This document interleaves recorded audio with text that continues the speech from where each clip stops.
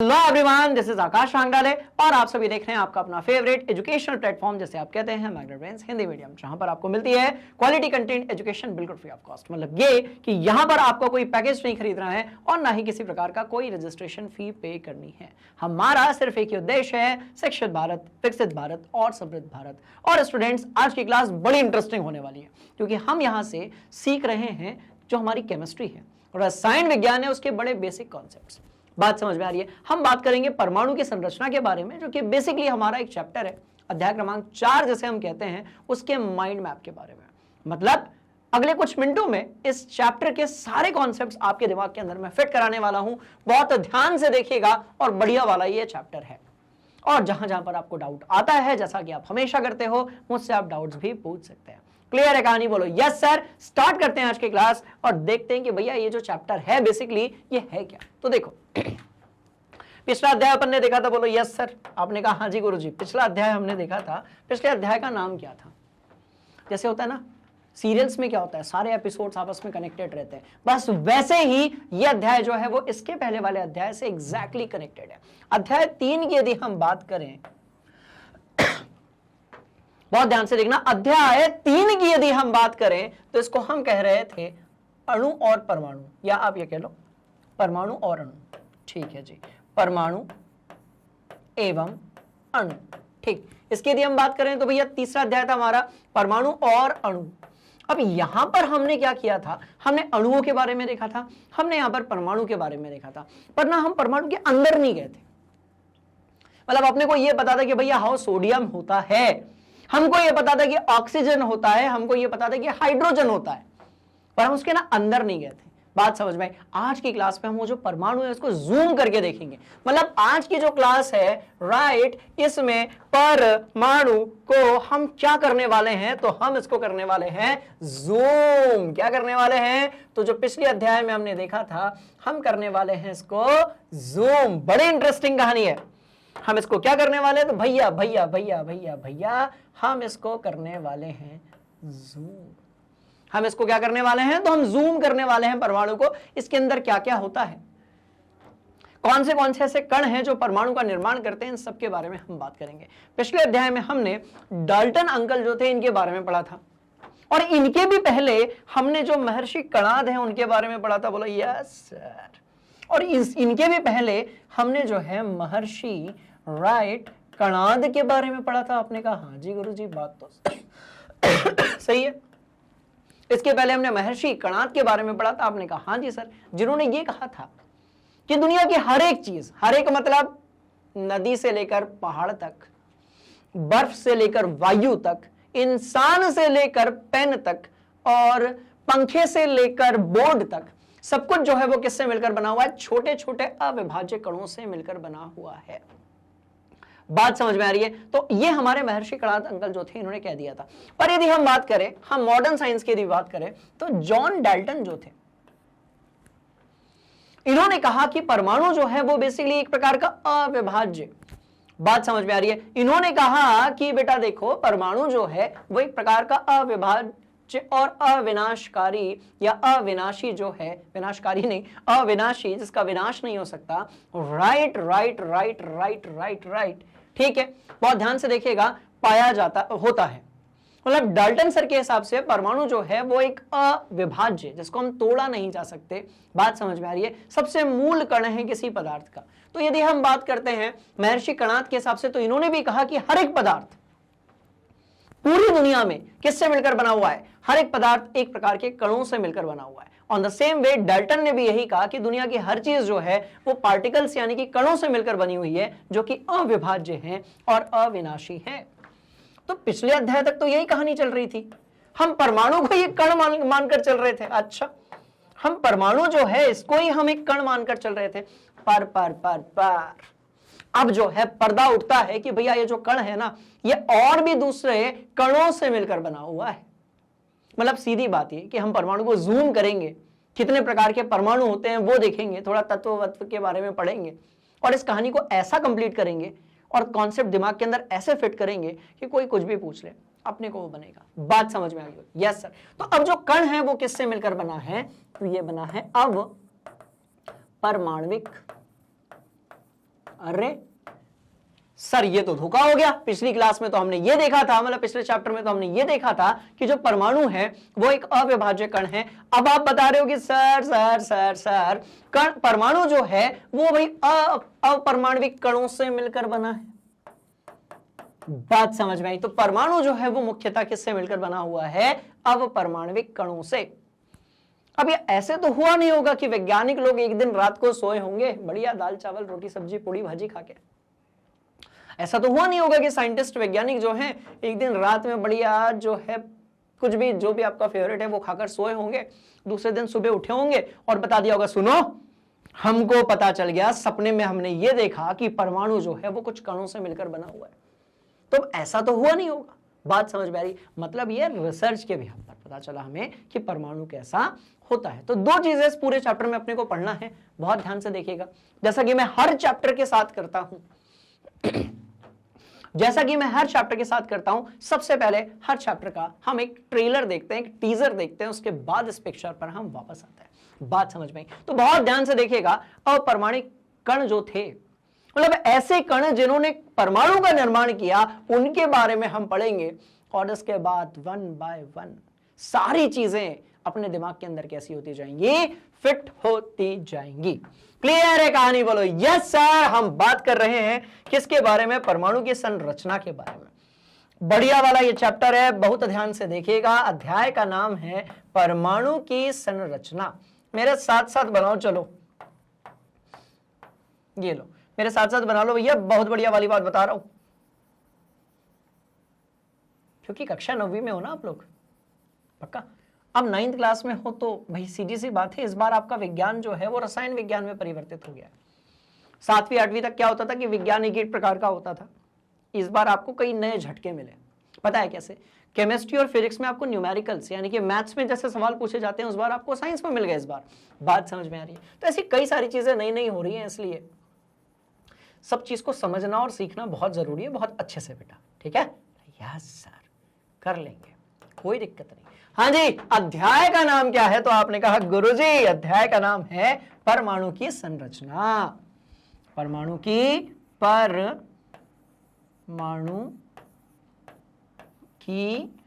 क्या है? तो भाई संरचना। सीधी बात, परमाणु के बारे में सब कुछ। परमाणु की संरचना का दूसरा मतलब क्या है? तो बहुत ध्यान से देखिएगा, इसका मतलब है परमाणु के बारे में सब कुछ। हमने कहा परमाणु के बारे में सब कुछ। आपने कहा ओके सर। एक छोटा सा काम करना है आपको, बॉटल में पानी वानी लेकर, ग्लास में पानी वानी लेकर बिल्कुल बैठ जाओ, ठीक है? एक पेन ले लो, ठीक है? एक कॉपी ले लो कोरी वाली, और मेरी जो बात है, ये जो पूरी कहानी सुना रहा हूं, इसको बहुत ध्यान से सुनो। सारा कॉन्सेप्ट सीधे खोपड़ी के अंदर जाकर सेट होने वाला है। राइट? बोलो यस सर। चलो, तो परमाणु के बारे में हम बात करने वाले हैं सब कुछ। सब कुछ मतलब सब कुछ। तो हम भैया बात करेंगे उन कणों के बारे में। सबसे पहले बात करेंगे हम उन कणों के बारे में जो निर्माण करते हैं किसका? परमाणु का। मतलब हम बात करेंगे 3 इडियट्स के बारे में। हम बात करेंगे किसके बारे में? 3 इडियट्स के बारे में। हम बात करेंगे किसके बारे में? हम बात करेंगे 3 इडियट्स के बारे में। अरे बाबा, इडियट्स, इडियट्स सही है क्या? तो हम बात करेंगे किसके बारे में? 3 इडियट्स के बारे में। बात समझ में? और ये जो 3 इडियट्स होंगे कौन होंगे? तो इन्हीं को हम कहते हैं अवपरमाणविक कण। तो इन्हें हम क्या कहते हैं? अवपरमाणविक कण।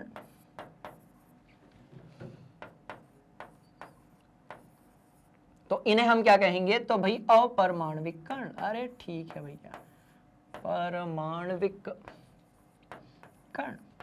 और कौन से सॉरी और कौन से अपरमाणविक कण होंगे? तो भैया 3 प्रकार के होंगे, बहुत ध्यान से देखिएगा।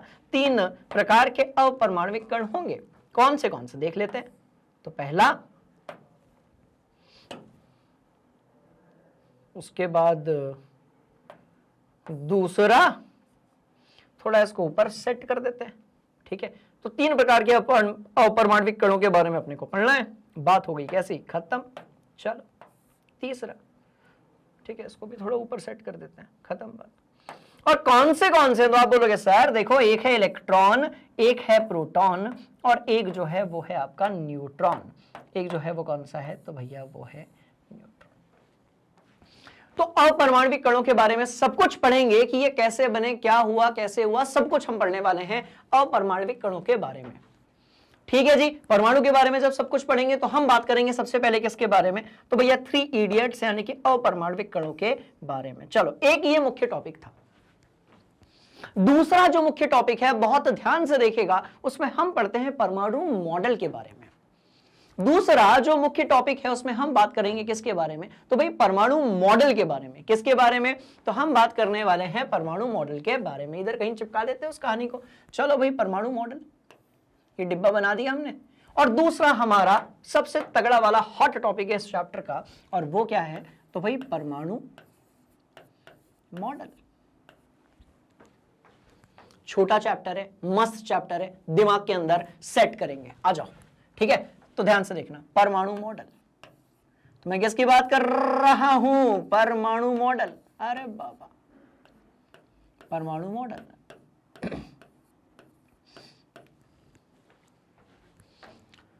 किसी भी तत्व की बात करो, परमाणु की बात करो, बहुत छोटा है, इतना छोटा है कि हम अच्छे माइक्रोस्कोप से नहीं देख सकते। तो जब इतना छोटा है तो हम देख ही नहीं पाएंगे। जब हम देख ही नहीं पाएंगे तो हर कोई तो बता नहीं सकता। बात समझ में आई? तो डे 1 पे तो पता भी नहीं चला होगा भाई परमाणु होता कैसा है। तो हर एक वैज्ञानिक ने अपने रिसर्च के हिसाब से परमाणु को अलग अलग तरीके से बताया। क्लियर है कहानी? बोलो यस सर। तो परमाणु के कौन से मॉडल हमारे सिलेबस में, हम वो देखने वाले हैं। ठीक है ना? बोले यस सर, बहुत बढ़िया। तो भैया ये कहानी की शुरुआत होती है कहां से, ध्यान से देखिएगा। सबसे पहले हम बात करते हैं थॉमसन मॉडल के बारे में। थॉमसन मॉडल, सबसे पहले हम बात किसकी करेंगे, तो भाई हम थॉमसन मॉडल की बात करेंगे। आपने कहा हाँ जी सर, था तो कुछ सुना सुना सा लग रहा है, और नहीं पढ़े होगे तो सूना सूना सा लग रहा है। इसको सुना सुना में कन्वर्ट करने वाला हूं। तो हम बात करेंगे थॉमसन मॉडल के बारे में, जिसको हम लोग टॉमसन मॉडल भी कहते हैं। अच्छा देखो एक और बात, साइंस जो है ना, जब हिंदी में होती है ना तो नाम बदल जाते हैं। बात समझ में आ रही है? जैसे कि आपने सुना होगा मीथेन या इथेन या इथेनॉल। यदि आपने सुना होगा इथेनॉल, तो इंग्लिश में होता है इथेनॉल, हिंदी में होता है इथेनॉल, इंग्लिश में होता है एथेनॉल। बात समझ में आ रही? तो प्रोनाउंसिएशन बदल जाते हैं। कुछ इसी तरीके से थॉमसन मॉडल जो था वो परिवर्तित हो गया हिंदी में टॉमसन मॉडल में, जे थॉमसन मॉडल। तो सबसे पहले कहानी किसकी शुरू होती है, ध्यान से आप देखिएगा। तो भैया सबसे पहले बात होती है थॉमसन मॉडल के बारे में, जिसको हम और क्या बोलते हैं, टॉमसन मॉडल बोलते हैं। और क्या बोलते हैं, तो भैया टॉमसन मॉडल बोलते हैं। क्या बोलते हैं? टॉमसन मॉडल या टॉमसन। ठीक है ना, इसमें तो कोई दिक्कत नहीं है। इनके बारे में हम बात करेंगे, सब पूरा चैप्टर दिमाग के अंदर सेट करने वाला। ठीक है जी। इसके बाद ये कहानी थोड़ी और आगे जाती है, फिर हम बात करते हैं बोर मॉडल। बोर नहीं, रदरफोर्ड। रदरफोर्ड किसके बारे में, तो भाई रदरफोर्ड और मॉडल। ठीक, और आपके सिलेबस में रदरफोर्ड मॉडल के बाद एक और मॉडल है जिसको हम लोग बोलते हैं बोर मॉडल, जो कि बिल्कुल भी बोरिंग नहीं है। ठीक है, तो ये 3-4 हम पढ़ने वाले हैं। हालांकि जो बोर मॉडल है वो भी संपूर्ण नहीं है। क्वांटम यांत्रिकी मॉडल जो है वो संपूर्ण है अभी तक का, पर वहां तक अपने को नहीं जाना है। तो भैया 3 हैं। थॉमसन अंकल की बात हम पढ़ने वाले हैं। आपने कहा हाँ जी सर, ठीक है। और हम जो है रदरफोर्ड मॉडल के बारे में बात करेंगे और बोर मॉडल के बारे में बात करेंगे। कक्षा 11वीं में ये चैप्टर फिर से है, स्ट्रक्चर ऑफ एटम, यानी कि वही परमाणु की संरचना के नाम से पर वहां हम बोर मॉडल के बाद भी पढ़ते हैं। तो वो संपूर्ण नहीं है बेटा, बट इस बार के आपके सिलेबस के हिसाब से जो बोर मॉडल है आपको बस वहीं तक याद रखना है। तो 3 चीजें आपको याद रखनी है, बहुत ध्यान से आप देख लीजिएगा। तो एक है आपका थॉमसन मॉडल, दूसरा है रदरफोर्ड मॉडल, तीसरा वाला बोर मॉडल। इन 3 मॉडल से पूछे जाते हैं क्वेश्चन। और क्या पूछे जाते हैं, बहुत सिंपल है। ठीक है जी। चलिए, कुछ और टॉपिक्स हैं जिसके बारे में हमें और बात करनी है कि जो परमाणु है, जो परमाणु है, राइट, वहां में और कौन से चीजें पूछ ली जाती हैं। तो ध्यान से देखिएगा, इसमें हम बात करने वाले हैं बहुत इंटरेस्टिंग कहानी, समस्थानिक, स्थानिक और समभारिक, हम इसके बारे में बात करेंगे। ठीक है, हम समस्थानिक और समभारिक के बारे में बात करेंगे। हम जो है और बात करेंगे किसके बारे में, तो भैया हम परमाणु क्रमांक के बारे में बात करेंगे। परमाणु क्रमांक के बारे में बात करेंगे। आपने कहा हाँ जी सर, परमाणु क्रमांक के बारे में पढ़ा दीजिएगा, कोई दिक्कत नहीं है, क्रमांक। ठीक है, और हम जो है परमाणु द्रव्यमान के बारे में बात करेंगे। आपने कहा हाँ सर, ये भी हमने सुना था स्कूल में या हमने किताब में देखा था। तो हम परमाणु क्रमांक, परमाणु द्रव्यमान के बारे में बात करेंगे। और किसके बारे में बात करेंगे, तो भाई परमाणु आकार के बारे में बात करेंगे, इसके बारे में बात करेंगे। और किसके बारे में बात करेंगे, तो हम नाभिक के बारे में भी बात करेंगे। तो सारे डिब्बों को हम अपने दिमाग के अंदर सेट कर लेते हैं। तो बस बाबूजी, ये सारे टॉपिक्स हैं जिसके बारे में खोपड़ी में मामला बिल्कुल सेट करना है अपने को। ठीक है, यस सर, ठीक है, यस सर। बढ़िया वाला स्क्रीनशॉट लिया जाए, दिमाग के अंदर और कॉपी में फिट किया जाए, बढ़ते हैं आगे, मजा आने वाला है। और दो तीन चीजें और हैं जो इस चैप्टर में आपको थोड़ी परेशान कर सकती हैं, पर परेशान होने नहीं देंगे। जैसे कि भैया एक टॉपिक है आयन, एक टॉपिक क्या है, तो एक टॉपिक है sir sir sir sir sir, एक टॉपिक क्या है, तो भाई आयन क्या है, तो एक आयन से भी सवाल पूछ लिए जाते हैं। कहां से क्वेश्चन पूछ लिए जाते हैं, तो भैया आयन से भी सवाल पूछ लिए जाते हैं। तो बस खत्म बात। तो परमाणु मॉडल एक इंपॉर्टेंट पार्ट है। अब परमाणविक कणों की यदि हम बात करेंगे, इलेक्ट्रॉन, प्रोटॉन, न्यूट्रॉन, चलो लिख भी देते हैं, नाइंसाफी नहीं होनी चाहिए इनके साथ में, राइट। चलिए, तो हम बात करते हैं, आज हिंदी में नहीं लिखूंगा, आज इंग्लिश में लिखूंगा, ठीक है जी। चलो, इलेक्ट्रॉन। दूसरा जो है हम बात करेंगे किसके बारे में भाई, प्रोटॉन। तीसरा जो है वो है न्यूट्रॉन। क्लियर है कहानी, बोलो यस सर। तो भैया इलेक्ट्रॉन है, प्रोटॉन है और न्यूट्रॉन है, ये तीन सब एटॉमिक अपने पास पार्टिकल्स हैं जिनको हम लोग अपरमाणविक कण कहते हैं। अब जैसे एक आयन है, ऐसे ही परमाणु नाभिक करके भी एक टॉपिक है, उसको भी हम लिख लेते हैं। ठीक है, चलो इसको हमने यहां पर ऐड कर दिया, परमाणु नाभिक। परमाणु नाभिक खत्म। तो ये सारी जो चीजें हैं वो इस चैप्टर की शोभा बढ़ाने वाली हैं। ठीक है ना, एड ऑन कर लीजिए। चलते हैं, एक एक कॉन्सेप्ट को बढ़िया से करेंगे, ध्यान से देख लेना, कहीं कोई डाउट होगा पूछ लेना, जैसा कि पहले मैंने आपको बताया हुआ है। चलो आ जाओ। तो अब ये बात तो क्लियर थी, देखो ये बात तो पहले, इसके पहले वाले अध्याय तक तो ये क्लियर था कि भैया सिर्फ कण होते हैं, परमाणु को तोड़ नहीं सकते हो। फिर पता चला कि अरे परमाणु जो है उसके अंदर और भी चीजें होती हैं, जैसे कि इलेक्ट्रॉन, प्रोटॉन, न्यूट्रॉन, पर ये अचानक से थोड़ी पता चला होगा। बात समझ में आ रही है। इसके बाद क्या हुआ, बहुत ध्यान से देखिएगा। सबसे पहले हम पढ़ने वाले हैं परमाणु मॉडल में थॉमसन का मॉडल। क्या पढ़ने वाले हैं, थॉमसन का मॉडल पढ़ने वाले हैं। और बेसिकली जब हम बात करते हैं किसी परमाणु की, तो उसके अंदर तीन चीजें पाई जाती है। तो थॉमसन के मॉडल के पहले भी हम ये पढ़ लेते हैं कि कौन से तीन कण होते हैं और उनके कौन से गुणधर्म होते हैं किसी परमाणु के अंदर। ठीक है जी, चलो तो ध्यान से देखिएगा। तीन अपरमाणुक कण पाए जाते हैं, जिसे हम इलेक्ट्रॉन कहते हैं, प्रोटॉन कहते हैं और न्यूट्रॉन कहते हैं। और कहां पर पाए जाते हैं वो भी हम देख लेते हैं, है ना। मस्त वाली ये बात है, बोलो यस सर।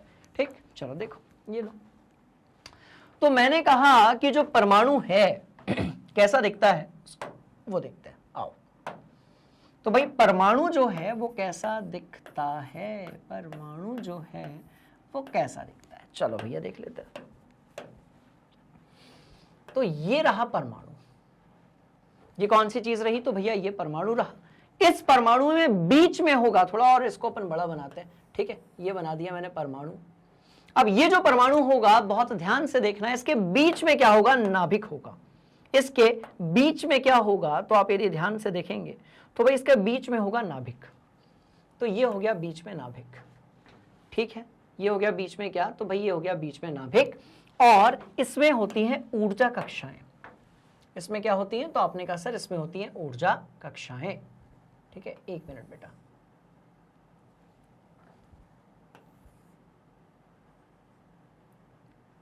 ये लो यार, थोड़ा छोटा नहीं, इसको और थोड़ा छोटा करते हैं पर ये देखो।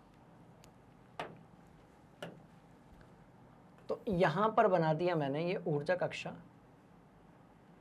और जो है मैंने यहां पर भी बना दिया कौन सी चीज, तो भाई ऊर्जा कक्षा।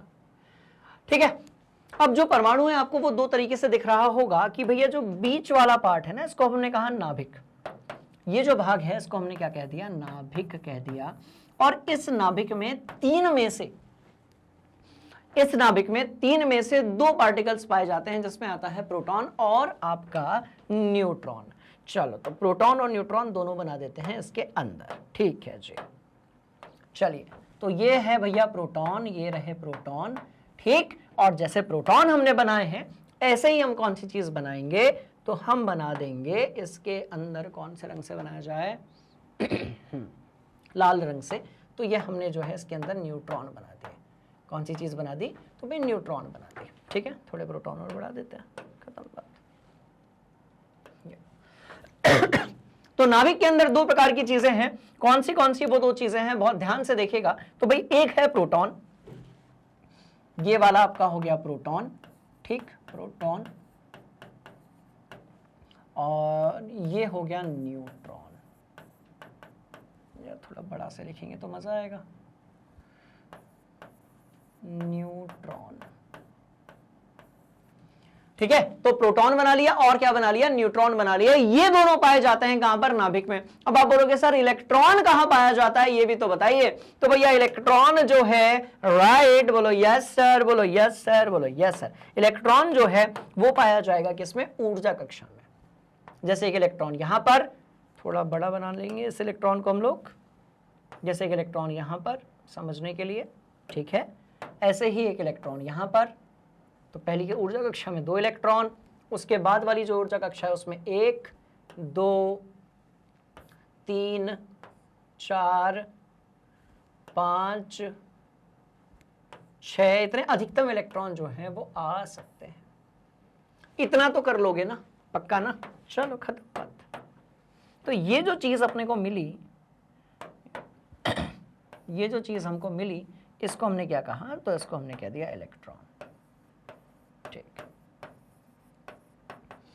तो एक चीज क्लियर हो गई, कि भैया नाभिक है, 3 पार्टिकल हैं, इलेक्ट्रॉन प्रोटॉन न्यूट्रॉन। नाभिक जो है उसके अंदर प्रोटॉन और न्यूट्रॉन पाए जाएंगे, और इलेक्ट्रॉन जो है वो आसपास पाया जाएगा।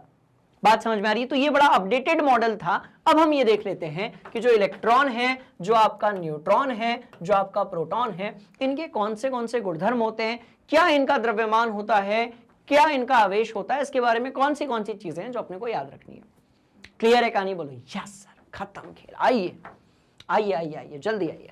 ठीक, चलो तो सबसे पहले हम बात करने वाले हैं सभी के सभी पार्टिकल्स के बारे में, जिसमें एंट्री होती है इलेक्ट्रॉन की।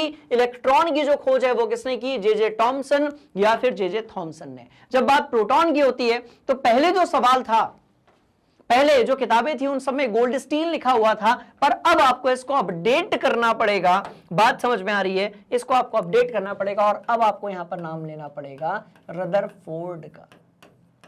अब जो है नाम किसका रखना पड़ेगा, रदरफोर्ड का। अब गोल्डस्टीन का नाम हम नहीं रखेंगे। पुरानी किताबों में गोल्डस्टीन है, नई वाली जो किताबें हैं उसमें क्या है भैया, रदरफोर्ड है। बात समझ में आ गई। और यदि हम न्यूट्रॉन की बात करेंगे तो न्यूट्रॉन की जो खोज है वो किसने की थी, तो जो हमारे जेम्स चैडविक, जिन्हें हम शॉर्ट में जो है जे चैडविक सर भी कहते हैं, राइट, इन्होंने न्यूट्रॉन की खोज की थी। पक्का, बोलो यस सर। हम सबसे पहले बात करने वाले हैं सबके सापेक्षिक आवेश के बारे में। ये क्या होता है, तो सापेक्षिक आवेश का मतलब क्या होता है, तो भैया इकाई आवेश बोल देते हैं हम इसको। हम इसको लेते हैं इकाई आवेश। हम इलेक्ट्रॉन के आवेश को क्या लेते हैं, इकाई आवेश लेते हैं। चलो टेबल बहुत ध्यान से देखना, इस टेबल से बहुत सारे क्वेश्चंस पूछ लिए जाते हैं। ठीक है जी। तो इलेक्ट्रॉन का जो सापेक्षिक आवेश है वो कैसा होगा, नेगेटिव, मतलब कि ये ऋणात्मक होता है। कैसा होता है, तो इलेक्ट्रॉन जो है वो कैसा होता है, ऋणात्मक होता है। वहीं के वहीं यदि आप प्रोटॉन की बात करोगे सॉरी, तो ये कैसा होगा, तो भैया ये धनात्मक होगा। तो प्रोटॉन कैसा होगा, तो धनात्मक होगा। न्यूट्रॉन जो है वो कैसा होगा, तो उदासीन होगा। बिल्कुल भी उदास होने वाली बात नहीं है। उदासीन का मतलब होता है न्यूट्रल, मतलब भैया हम किसी के झगड़े में नहीं रहते, ना तो पॉजिटिव ना तो नेगेटिव। कैसा होगा, तो उदासीन होगा। आपने कहा ओके सर। मतलब ये सापेक्षिक आवेश की जब आप बात करेंगे, राइट, तो इलेक्ट्रॉन नेगेटिव, प्रोटॉन आपका पॉजिटिव और न्यूट्रॉन कैसा होगा, उदासीन होगा। यदि इन सबको हम द्रव्यमान कंपेयर करते हैं, हम किससे देखते हैं, प्रोटॉन से यदि हम कंपेयर करते हैं द्रव्यमान की बात समझ में आ रही है, तो इलेक्ट्रॉन प्रोटॉन से 1/2000 मतलब 2000 गुना कम होता है। इलेक्ट्रॉन जो है वो प्रोटॉन से लगभग 2000 गुना इसका द्रव्यमान कम होता है। तो इलेक्ट्रॉन का द्रव्यमान बहुत कम होता है, प्रोटॉन का ज्यादा होता है। न्यूट्रॉन का जो है द्रव्यमान लगभग प्रोटॉन के बराबर होता है लगभग, थोड़ा सा ज्यादा ही होगा, पर हम उसको कक्षा 9वीं में लगभग लेकर चलते हैं। बात समझ में आ रही है? तो न्यूट्रॉन का द्रव्यमान हल्का सा प्रोटॉन से ज्यादा होता है, पर कक्षा 9वीं में हम बराबर ही लेकर चलते हैं, कक्षा 11वीं 12वीं में हम उसको ज्यादा लेकर चलते हैं। ठीक है, चलिए भैया, तो इलेक्ट्रॉन का द्रव्यमान जो होगा वो प्रोटॉन से कितना कम होगा, तो आप बोलोगे सर लगभग 2000 गुना कम होगा। दोनों चीजों को कॉपी में नोट कीजिए, स्क्रीनशॉट लीजिए, बढ़ेंगे आगे। इलेक्ट्रॉन, प्रोटॉन, न्यूट्रॉन के बारे में कुछ और चीजें हम दिमाग के अंदर फिट करेंगे। ठीक है, जल्दी से कर लो। चलो तो आगे बढ़ेंगे। हाँ जी, इधर है इलेक्ट्रॉन, ये है प्रोटॉन, ये है आपका न्यूट्रॉन। मैं लिख भी देता हूं ताकि आपको कोनो दिक्कत ना हो। ठीक है, चलो, ये इलेक्ट्रॉन है, बोलो यस सर। ये आपका प्रोटॉन है और ये जो है वो न्यूट्रॉन है। ठीक है, न्यूट्रॉन। चलो भैया, बहुत इंटरेस्टिंग कहानी, आ जाओ। तो यदि आप संकेत की बात करोगे तो इलेक्ट्रॉन क्योंकि नेगेटिव होता है इसलिए ई के ऊपर नेगेटिव लगाते हैं, प्रोटॉन में पी के ऊपर पॉजिटिव लगाते हैं और न्यूट्रॉन में एन लिखते हैं। एक और चीज देखिएगा, प्रोटॉन में कभी कभी H+ भी लिखा जाता है। अब आप बोलोगे सर ऐसा क्यों, तो भैया सीधी सी कहानी है, हाइड्रोजन के पास न्यूट्रॉन होता नहीं है नाभिक में, सिर्फ प्रोटॉन होता है और एक इलेक्ट्रॉन होता है। उसमें से जब इलेक्ट्रॉन को बाहर निकाल देते हैं तो सिर्फ प्रोटॉन बचता है। तो H+ को भी हम प्रोटॉन से ही दर्शाते हैं। साथ में यदि हम बात करेंगे स्थिति कहां पर होती है, तो इलेक्ट्रॉन जो रहेगा वो नाभिक के आसपास एक निश्चित ऊर्जा कक्षा में चक्कर लगाता रहता है। किसके, नाभिक के। ध्यान से देखना, देखो ये अपन ने इलेक्ट्रॉन्स बनाए हुए हैं और ये नाभिक के आसपास क्या कर रहे हैं, तो भैया चक्कर लगा रहे हैं। इलेक्ट्रॉन और प्रोटॉन का तगड़ा वाला चक्कर चल रहा होता है। इलेक्ट्रॉन जो है नेगेटिव है, प्रोटॉन आपका पॉजिटिव है, दोनों के बीच में आकर्षण है। इलेक्ट्रॉन गिरेगा नहीं नाभिक में, चक्कर लगाता रहेगा किसके आसपास, तो ध्यान से देखिएगा, नाभिक के आसपास। क्लियर है कहानी, बोलो यस सर। चलो, प्रोटॉन नाभिक में स्थित होता है और न्यूट्रॉन जो है जैसा कि हमने देखा ये भी नाभिक में स्थित होता है। हम यदि बात करें इन सबके एग्जैक्ट एब्सोल्यूट मास की, निरपेक्ष द्रव्यमान की, तो ध्यान से देखिएगा,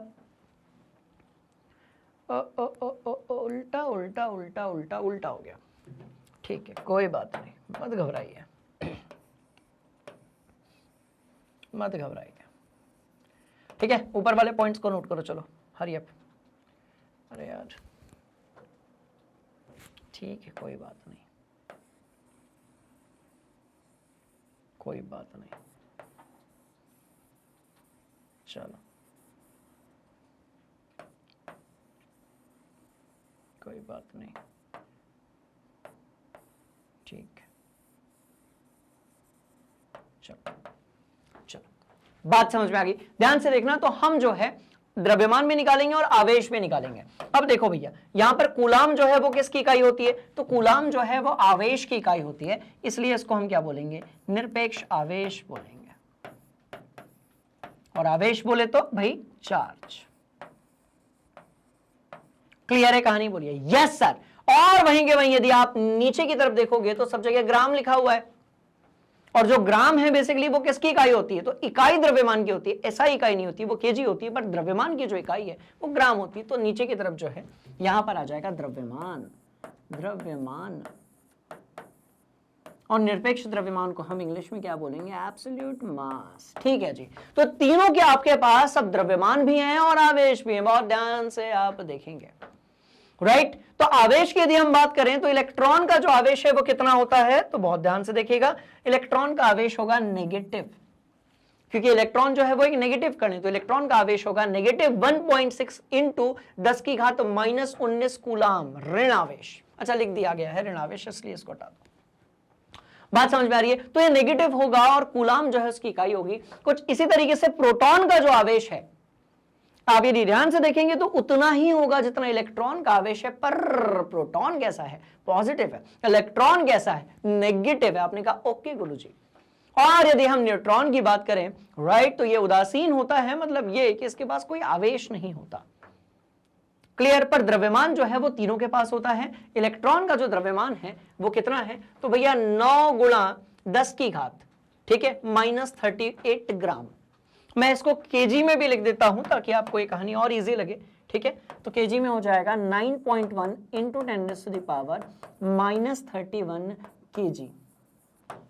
ये वैल्यू यदि कहीं देखोगे तो घबराना मत। वैसे यदि हम देखें तो ये हो जाएगा 1.67 इंटू 10⁻⁻27 केजी, और ये भी लगभग उतना ही 1.67 इंटू 10⁻⁻27 केजी। किलो हमने जोड़ा, इसलिए 10 की घात जो थी वो 3 इकाई कैसी हो गई भाई, कम हो गई, -28 से -31 हो गई। तो ऊपर वाला ग्राम में है, नीचे वाला केजी में है, घबराने वाली कोई बात नहीं है। इन वैल्यूज को यदि आप कहीं पर देखोगे, मतलब एक ये परेशान नहीं करना। टीपो रे बाबा, बढ़िया वाली कहानी है, शानदार वाला स्क्रीनशॉट लिया जाएगा इसका। हरिया आप पक्का बोलो yes sir, yes sir, yes sir. चलिए इस कहानी को थोड़ा और आगे लेकर चलते हैं। अब हम बात करने वाले हैं टॉमसन अंकल के परमाणु मॉडल के बारे में। अब इन्होंने कहा देखो भैया, परमाणु जो है एक धनावेशित गोला है। टॉमसन सर के हिसाब से परमाणु जो है वो एक धनावेशित गोला है। चलो बना लेते हैं, ये मॉडल की बात अभी हम नहीं करेंगे, ठीक है। हम कहेंगे टॉमसन या थॉमसन का परमाणु मॉडल। बहुत ध्यान से देखना, जे नहीं, छोड़ो, पूरा लिखना पड़ेगा ना, रुको। टॉमसन या थॉमसन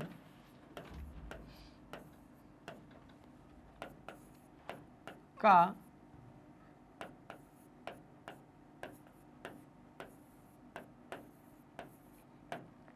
परमाणु मॉडल। थॉमसन या टॉमसन, ऊपर ये भी लगा देते हैं अपन लोग, ठीक है, ऐसे परमाणु मॉडल। तो इन्होंने कहा कि भैया देखो, दो चीजें होती हैं एक परमाणु के अंदर। परमाणु जो है वो उदासीन होता है, पर उसके अंदर दोनों चीजें होती हैं। परमाणु कैसा होगा तो उदासीन होगा, परमाणु कैसा होगा मुख्य रूप से ध्यान से देखिएगा, उदासीन होगा। मतलब कि कोई आवेश, कुल आवेश जो है वो कितना रहेगा, कुल आवेश जो है वो कितना रहेगा, तो वो जो है वो रहेगा 0। कुल आवेश जो है वो कितना रहेगा, तो भैया ये रहेगा 0, ठीक है जी। परमाणु जो है वो उदासीन होगा और इस पर कुल आवेश जो है वो कितना होगा, तो भाई 0 होगा, पहली बात। दूसरी बात, परमाणु के पास दोनों प्रकार के कण होंगे, दो प्रकार के आवेश होंगे या दोनों आवेश होंगे, और दोनों आवेश मिलकर कुल आवेश कितना कर लेंगे भाई, 0 कर लेंगे। दोनों आवेश होंगे मतलब धनात्मक और ऋणात्मक, ठीक है जी। तो अब जो थॉमसन सर हैं, इन्होंने कहा कि देखो भैया, परमाणु पता है कैसा होता है, परमाणु होता है कुछ ऐसा, देखना ध्यान से। परमाणु कैसा होता है, तो परमाणु होता है कुछ इस तरीके से। कैसे, ये लो, ये रहा परमाणु, परमाणु बना लेते हैं अपन लिख, ठीक है। ये रहा परमाणु जो कि एक धनावेशित गोला है, ओके। ये परमाणु है जो कि एक धनावेशित गोला है, ठीक है। तो ये कैसा है, तो भाई धनावेशित गोला है। धनावेशित क्या है, तो भाई गोला है। चलो, तो ये रहा परमाणु और ये कैसा है, धनावेशित गोला है। तो आपने कहा सर चलो धन का तो जुगाड़ हो गया, कोई दिक्कत नहीं है। अब ऋण आवेश जो है वो कहां पर होगा, तो बहुत ध्यान से देखिएगा। इनके हिसाब से परमाणु जो है वो एक धनावेशित गोला है। क्या मुझे इसको बड़ा बनाना चाहिए, तो थोड़ा मैं बड़ा बना देता हूं, कोई दिक्कत वाली बात ही नहीं है। चलो चलो, परमाणु जो है वो कैसा है, तो एक धनावेशित गोला है। क्लियर। तो धनावेशित गोला यदि है तो उसके ऊपर अपन धन बना देते हैं। चलो, धन धन धन धन धन धन, इस पूरे के ऊपर जो आवेश है वो कैसा है भाई, धन आवेश है। चलो ये बना ये बना दिया, ये बना दिया, ये बना दिया, ठीक है। तो परमाणु जो है वो एक धनावेशित गोला है, मतलब ये कि इस पूरे परमाणु के ऊपर जो धन आवेश है वो एक समान रूप से वितरित है। चलो ठीक है भाई, धनावेश तो आपने देख लिया। अब सवाल पैदा होता है कि भाई ऋणावेश कहां पर होगा? तो बीच बीच में, ये जो पूरा धनावेशित गोला है, राइट, इसके बीच बीच में पाया जाएगा क्या? इसके बीच बीच में पाया जाएगा क्या? ऋणावेश। अरे बाबा, इसके बीच बीच में क्या पाया जाएगा? तो भैया ऋणावेश पाया जाएगा। तो भी बना लेते हैं अपन लोग ऋणावेश। चलो, तो बीच बीच में सब तरफ जो है वो ऋणावेश पाया जाएगा, और इस हिसाब से जितना धनावेश है उतना ही क्या होगा यदि ऋणावेश होगा। कहां बनाए यार? और एक और यहां बना देते हैं। ठीक है, जितना धनावेश है यदि उतना ही ऋणावेश होगा। जितना धनावेश है यदि उतना ही ऋणावेश होगा। आपने कहा ओके गुरुजी, जितना धनावेश है उतना ही यदि ऋणावेश होगा तो कुल ये हो जाएगा उदासीन। तो बस बात खत्म हो गई। तो अब हम इसको ये लिख सकते हैं कि ऋण आवेश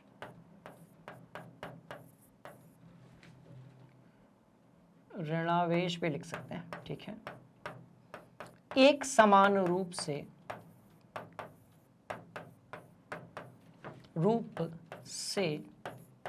जो परमाणु हैं, ठीक है, परमाणु में वितरित है।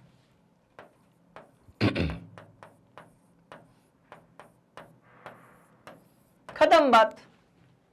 एक समान रूप से परमाणु में जो है वितरित है। और सॉरी, एग्जाम्पल बहुत तगड़ा दिया। इन्होंने कहा कि भैया धनावेशित, ठीक है, बहुत ध्यान से देखना, इन्होंने कहा कि जो धनावेशित है, धनावेशित, ठीक है ना, इन्होंने कहा कि जो गोला जो परमाणु पूरा है वो धनावेशित होगा, और जितना इसके पास कुल धनावेश होगा उतना ही कुल ऋणावेश जो है वो बीच बीच में डिस्ट्रीब्यूटेड रहेगा, वितरित रहेगा। तो इस तरीके से जो परमाणु है उसका कुल आवेश कैसा हो जाएगा भाई? शून्य हो जाएगा। जितना पॉजिटिव है उतना नेगेटिव है। इसको समझने के लिए उन्होंने एक उदाहरण दिया। उन्होंने कहा सुनो, एक उदाहरण से इसको अपन समझने की कोशिश करते हैं। तरबूज खाए हो? आप बोलोगे हाँ सर बढ़िया खाएं, सब जानते हैं 90% जल रहता है। तरबूज को यदि आप देखेंगे तो उसका जो लाल वाला पूरा भाग रहता है, जो खाने में मजेदार लगता है, मस्त ठंडा और मीठा, तो इसको इन्होंने कहा धनावेश। तरबूज जो है उसके उस भाग को इन्होंने क्या कहा? धनावेश, राइट। और उसके जो बीज रहते हैं वो पूरे तरबूज में डिस्ट्रीब्यूटेड रहते हैं, उसको कहा ऋणावेश। अरे बाबा, ये तो बहुत मजेदार बात हो गई। अब तरबूज बनाएंगे हम लोग, है ना? चलो आ जाओ। तो अब जो है हम लोग बनाने वाले हैं क्या? तरबूज। तो कुल कंपैरिजन जो है, इसकी तुलना किससे की गई? इसको यहां से हटाते भैया, तरबूज बनाना है, जगह कम है अपने पास, ठीक है। चलो, तो यहां हम तरबूज बनाते हैं, इससे इसकी क्या की गई? तुलना की गई। तो अब मैं बनाने जा रहा हूं तरबूज। कौन सी चीज बनाने जा रहा हूं? तो बहुत ध्यान से देखना, तरबूज, ठीक है। रुको एक मिनट यार, चलो, तरबूज जैसा दिखेगा तो बता देना आप मेरे को, नहीं दिखेगा तो कोई बात नहीं, मैं तरबूज लिख दूंगा, मान लेना कि सर ने जो है तरबूज बना दिया, ठीक है। चलो,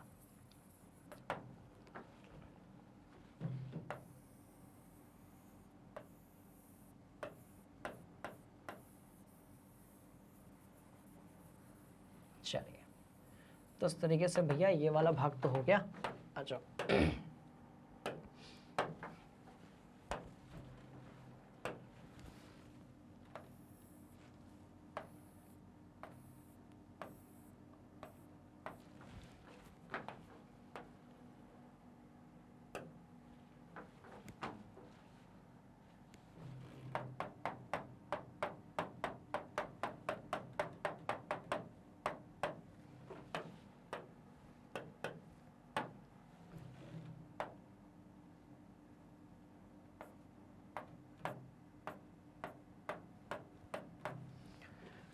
तो ठीक है, उम्मीद है कि आपको ये तरबूज जैसा लग रहा होगा, है ना। चलो,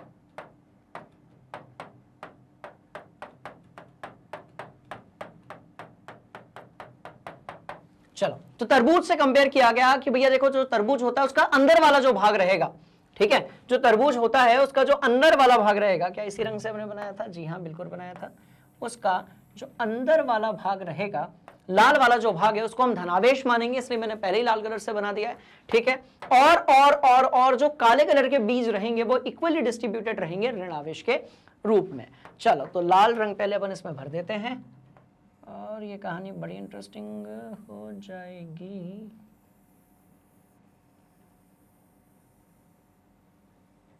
ये भैया तरबूज जो है उसके अंदर का लाल रंग अपन ने भर दिया है इसमें, ठीक है। ये लीजिए,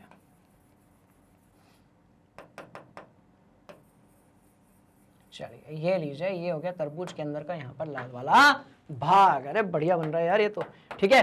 तो ये लाल वाला जो भाग है ये हो जाएगा धनावेशित गोला। पहले इसको पूरा लिख लेते हैं, ऋण आवेश एक समान वितरित।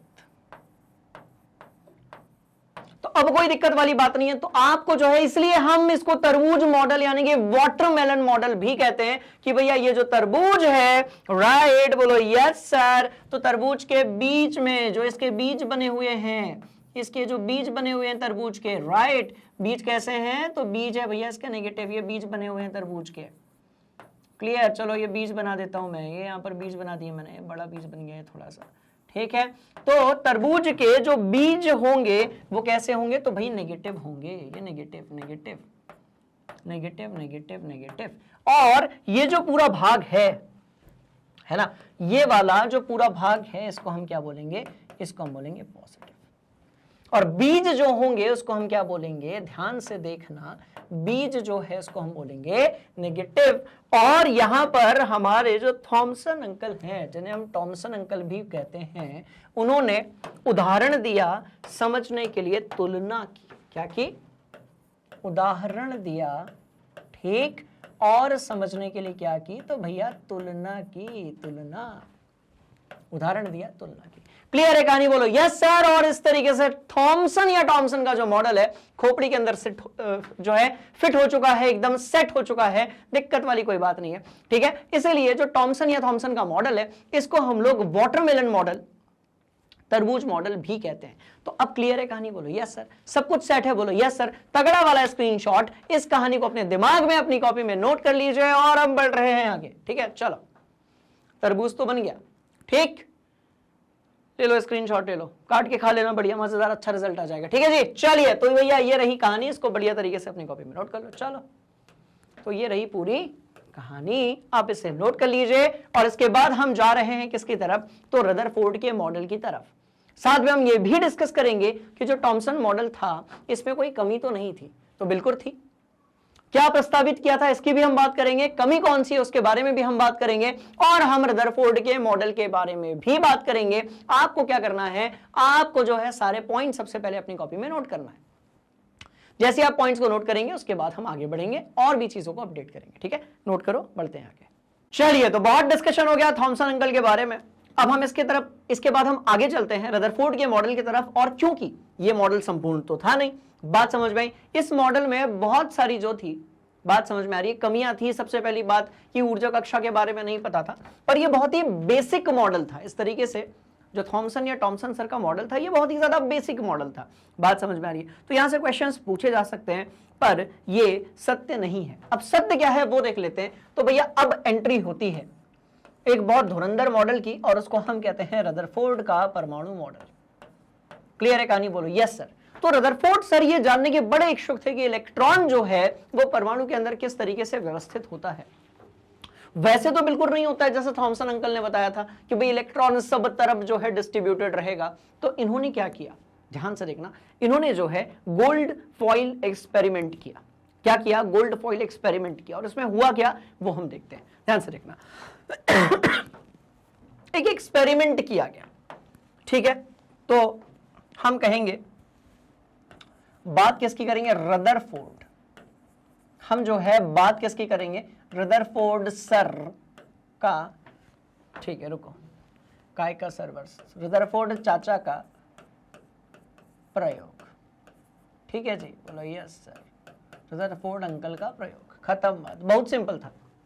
गोल्ड फॉइल एक्सपेरिमेंट करना है, ठीक है। चलो एक गोल्ड फॉइल बनाते हैं। सबसे पहले हम एक काम करते हैं, गोल्ड बनाते हैं। गोल्ड बनाने के लिए मुझे ये लेना पड़ेगा। चलो भैया, मैंने यहां पर गोल्ड फॉइल ली, ठीक है, मैंने यहां पर क्या लिया, तो मैंने यहां पर एक गोल्ड फॉइल ली, फॉइल बोले तो पन्नी, सोने की पन्नी, ठीक है। इस प्रयोग का नाम क्या होगा, तो भाई ये होगा सोने की पन्नी, सोने की पन्नी यानी कि फॉइल, ठीक है, सोने की पन्नी, अल्फा कण प्रयोग भी हम इसे कहते हैं। इससे क्या होगा, ध्यान से देखना, बहुत सिंपल है, एकदम कॉमन सेंस वाली बात है। सबसे पहले आगे बढ़ने से पहले बता दूं कि भाई अल्फा कण क्या होता है। ओके, तो अल्फा कण कुछ नहीं है, एक अल्फा कण जो होगा, ठीक है ना, इसके अंदर कौन सी चीजें होंगी, तो आप कहोगे सर देखो बहुत सिंपल है, इसमें 2 प्रोटॉन होंगे, ठीक है, और 2 न्यूट्रॉन होंगे, ठीक है जी, खत्म बात। तो 2 प्रोटॉन और 2 न्यूट्रॉन आपस में मिलकर जो है अल्फा कण बनाते हैं। 2 प्रोटॉन 2 न्यूट्रॉन आपस में मिलकर अल्फा कण बनाते हैं, बात हो गई खत्म। रिप्रेजेंट कैसे करेंगे तो वो भी अपन देख लेते हैं, ठीक है। चलो ये लो,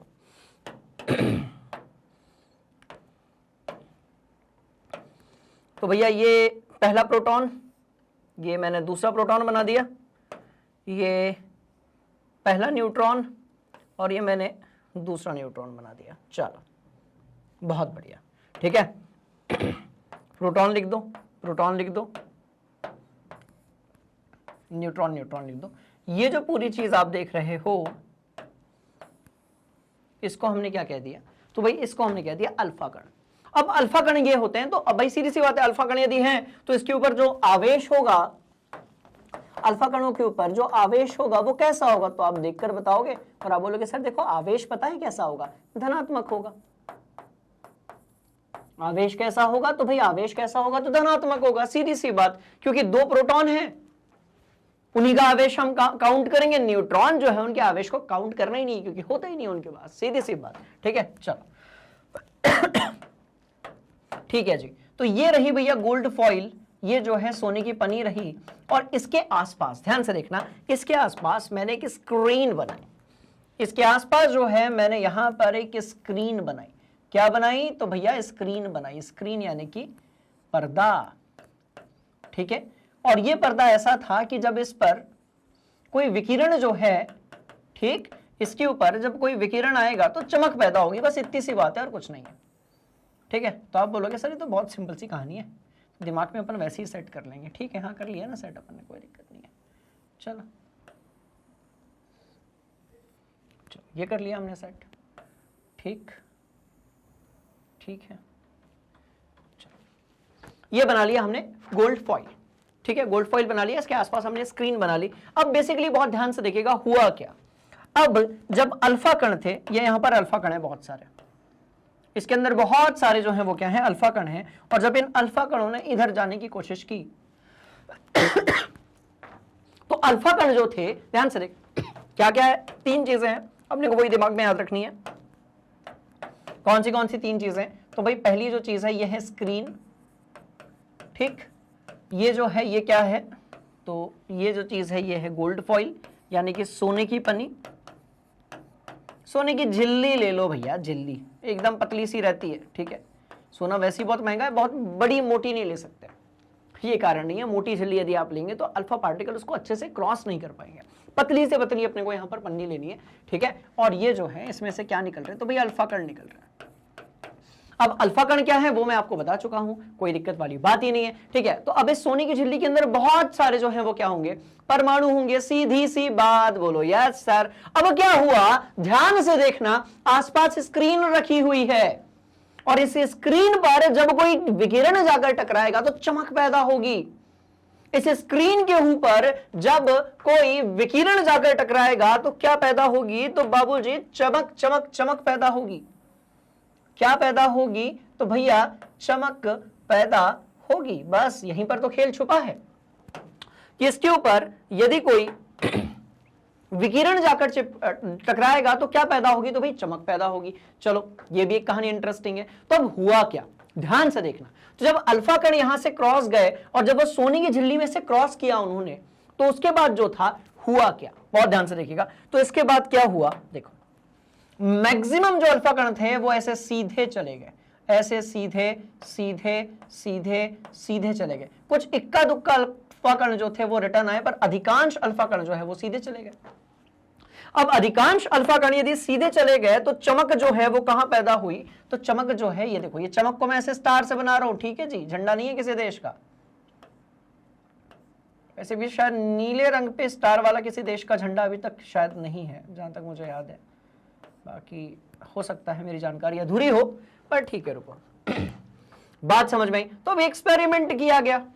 अब यहां से जो रदरफोर्ड अंकल थे उनके दिमाग में एक कॉन्सेप्ट आया कि भैया एक बात बताओ, अल्फा कण का अधिकांश भाग जो है वो सीधा चला गया और सिर्फ कुछ एक भाग जो है, राइट, सिर्फ कुछ एक भाग जो है वो इधर उधर चला गया।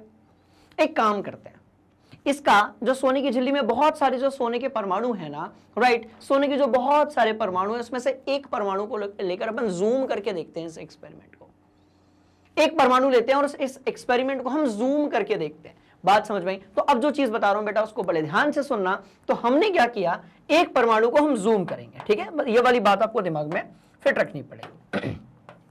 तो ये डायग्राम हमने देख लिया, ठीक है। अब हम एक काम करेंगे, अब हम इसी को एक परमाणु के लिए करेंगे। किसके लिए करेंगे? देखो यहां पर तो बहुत सारे परमाणु थे, अब हम इसको करने वाले हैं एक परमाणु के लिए। अब एक परमाणु के लिए कैसे करोगे? तो ये भी और इंटरेस्टिंग कहानी है। तो हम सोने का पहले एक परमाणु बना लेंगे। चलो, ये रहा वो परमाणु, ठीक। हमने जो है एक परमाणु बना लिया और यहां पर हमने जो है बहुत सारे अल्फा कण बना लिए जी, ठीक है। 1 2 3 4 5 6 7 8 9 10, जहां तक गिनती आती है बना लो, कोई दिक्कत नहीं है। और क्या देखा अब? बहुत ध्यान से देखिएगा, क्या देखा अब? देखो अब सारे अल्फा कण जो हैं वो किसकी तरफ जा रहे हैं? तो आप यहां पर लिख दो कि सर देखो ये सब किसकी तरफ जा रहे हैं, ठीक है। सोने का, सोना मतलब भाई Au होता है 79, इसका परमाणु क्रमांक होता है। सोने का एक परमाणु, सोने का जो है एक परमाणु होगा, Au 79 हम बोलेंगे। और अब यहां से खेल जो है वो शुरू होगा। ये लो, चलो ये लो, यहां से खेल जो है वो शुरू होगा। ये भी कण सीधा चला गया, ये कण जो है वो भी सीधा चला गया। अरे ये कण जो है एक परमाणु से वो भी सीधा चला गया। ये वाला जो कण था वो इधर तक गया और उसके बाद ऐसा चला गया। इधर वाला जो कण था वो यहां तक गया और वापस आ गया। एक जो था ये वाला थोड़ा ऐसा आ गया, ये भी सीधा चला गया। राइट, बोलो यस सर, बहुत इंटरेस्टिंग कहानी है। अरे यार धोखा हो गया पर अपने साथ, रुको 1 मिनट, इसको हटाते हैं यहां से, है ना, इसको हटाया जी। चलिए ये भी सीधा हो गया और ये भी सीधा चला गया और ये तो जाएगा ही सीधा। चलो खत्म। तो रदरफोर्ड अंकल जो थे, सर जो थे, उन्होंने क्या ऑब्जर्व किया? इन्होंने कहा कि भाई देखो ये सोने का एक परमाणु है, इसको अपन ऊपर लिख देते हैं, ठीक है, Au, ठीक है, Au है 79 है। देखो बहुत स्पीडली पढ़ाऊंगा, ऊपर से चला जाएगा, सुन लो ध्यान से, क्लास 11th में भी है। Au का एक परमाणु तो क्या है? तो भैया Au जो है उसका एक क्या है? एक परमाणु है। तो देखो ये सारे के सारे क्या हैं? तो अल्फा कण है, अल्फा कण है, अल्फा कण है, alpha alpha alpha alpha alpha alpha और अल्फा, सारे के सारे जो है अल्फा कण है। अब एक्सपेरिमेंट में क्या हुआ, बहुत ही ध्यान से देखिएगा, एक्सपेरिमेंट में क्या हुआ? अधिकांश अल्फा कण कैसे होते हैं? तो भाई अल्फा कण जो हैं वो धनात्मक होते हैं। ये कैसे होते हैं? धनात्मक होते हैं। अब यहां पर हम कॉमन सेंस यूज करेंगे। अधिकांश अल्फा कण जो थे वो सीधे चले गए, पर किसी परमाणु में जो बीच वाला भाग था ना, वहां के अल्फा कण जो थे भैया वो विचलित हो गए, रिफ्लेक्ट हो गए, परावर्तित हो गए। सवाल पैदा होता है कि भाई ऐसा क्या है यहां पर? बात समझ में आई? सवाल पैदा होता है ऐसा क्या है यहां पर जिसने अल्फा कणों को परिवर्तित कर दिया? तो वहां पर वही चीज होगी जो अल्फा कण से दूर भागती होगी या उसको दूर भगाती होगी। बात समझ में आ रही है? तो वहां पर कुछ ऐसी चीज है, पक्का यहां पर कुछ ऐसी चीज है, यहां पर कुछ ऐसी चीज है जो कि कैसी है? बहुत ध्यान से देखिएगा, एक ऐसी चीज है यहां, पक्का एक ऐसी वस्तु है, ऐसी चीज है जो पहली बात पॉजिटिव है। तब तो उसने रिपल किया पॉजिटिव आवेश वाले को। यहां पर पक्का एक ऐसी चीज है या जो पॉजिटिव है, इसलिए उसने पॉजिटिव वाले को रिपल कर दिया। पहली बात आपने कहा ओके सर। दूसरी बात ये कि अधिकांश आपके अल्फा कण सीधे चले गए, मतलब जो धन आवेश है इस परमाणु के अंदर वो बहुत ही छोटी सी जगह में है, अधिकांश जगह जो है वो खाली पड़ी हुई है। बात समझ में आ रही है? तो एक चीज क्लियर हो गई कि भैया इसके ऊपर जो आवेश है वो कैसा होगा, तो ये धनात्मक होगा। सॉरी, तो ये one thing is clear here कि इसके ऊपर जो चार्ज होगा, आवेश होगा, वो कैसा होगा, धनात्मक होगा। ये पहली बात, ये पहली बात। दूसरी बात ये कि ये बहुत कम जगह में होगा, क्योंकि सिर्फ कुछ ही अल्फा कण जो थे वो परिवर्तित हो रहे हैं, बाकी सारे के सारे सीधे चले जा रहे हैं। इधर पे भी कुछ होता धनात्मक तो वो भी रिटर्न हो जाते। तो दूसरी बात ये कि धन आवेश कम जगह पर है, कम जगह पर है। अरे इस चीज का नाम भी तो बोलना पड़ेगा ना, राइट? तो भैया इस चीज का नाम भी तो बोलना पड़ेगा ना। रदरफोर्ड सर ने इसके लिए एक नया नाम दिया, क्योंकि ये बीच में है, इसके लिए इसको बोला गया नाभिक। क्या बोला गया? तो नाभिक। बात समझ में आई? तो इसका नाम क्या रखा गया? नाभिक। और यहां से पता चला कि जो परमाणु है उसके सेंटर में एक चीज है जो कि धनात्मक है, जिसे हम नाभिक कहेंगे, जिसे हम नाभिक कहेंगे। और इलेक्ट्रॉन जो है वो आसपास घूम रहे हैं नाभिक के, ठीक? खत्म खेल। तो इलेक्ट्रॉन जो है वो नाभिक के आसपास घूम रहे हैं, सेंटर वाली बात जो है वो है नाभिक। इसलिए अधिकांश जो है वो सीधे चले गए, इक्का दुक्का जो है वो टर्न हो गए। यहां पर जाकर रदरफोर्ड सर का जो कॉन्सेप्ट है और जो मॉडल है वो संपूर्ण हुआ। क्या हमने यहां से कहानी निकाली कि जो भैया सेंटर है, बात समझ में आ रही है, वो पॉजिटिव होगा, नाभिक आपका पॉजिटिव होगा, मतलब इसके अंदर कोई ना कोई पॉजिटिव कण होगा, ठीक है। दूसरी बात ये कि यहां पर जो आवेश होगा वो बहुत कम जगह में है, मतलब ये कि परमाणु का अधिकांश हिस्सा जो है वो खाली है। सिर्फ कुछ समय पर, कुछ ही जगह में, कुछ समय पर नहीं, सिर्फ कुछ ही जगह में जो है धनात्मक आवेश है, प्रोटॉन और न्यूट्रॉन है, ठीक है जी। दिमाग के अंदर सेट किया जाए तो हलवा टॉपिक था, हम काहे घबराते हैं इस टॉपिक से। 11th वालों को भी समझा दोगे अब तो आप, बात समझ में आ रही है। और यदि नहीं समझा पाओ और यदि कोई डाउट है तो बिल्कुल मत घबराओ, आप सीधे कमेंट बॉक्स में जाओ, अपना डाउट पुट करो, मैं वहीं पर आपके डाउट को जो है क्लियर करने की पूरी कोशिश करूंगा। क्लियर है कहानी? बोले यस सर, स्क्रीनशॉट लिया जाए। तो ये डायग्राम अपने को बनाना है, ये डायग्राम भी आप बना सकते हो, वो बहुत बेसिक डायग्राम है। एक परमाणु के लिए जो डायग्राम है वो ये वाला होगा।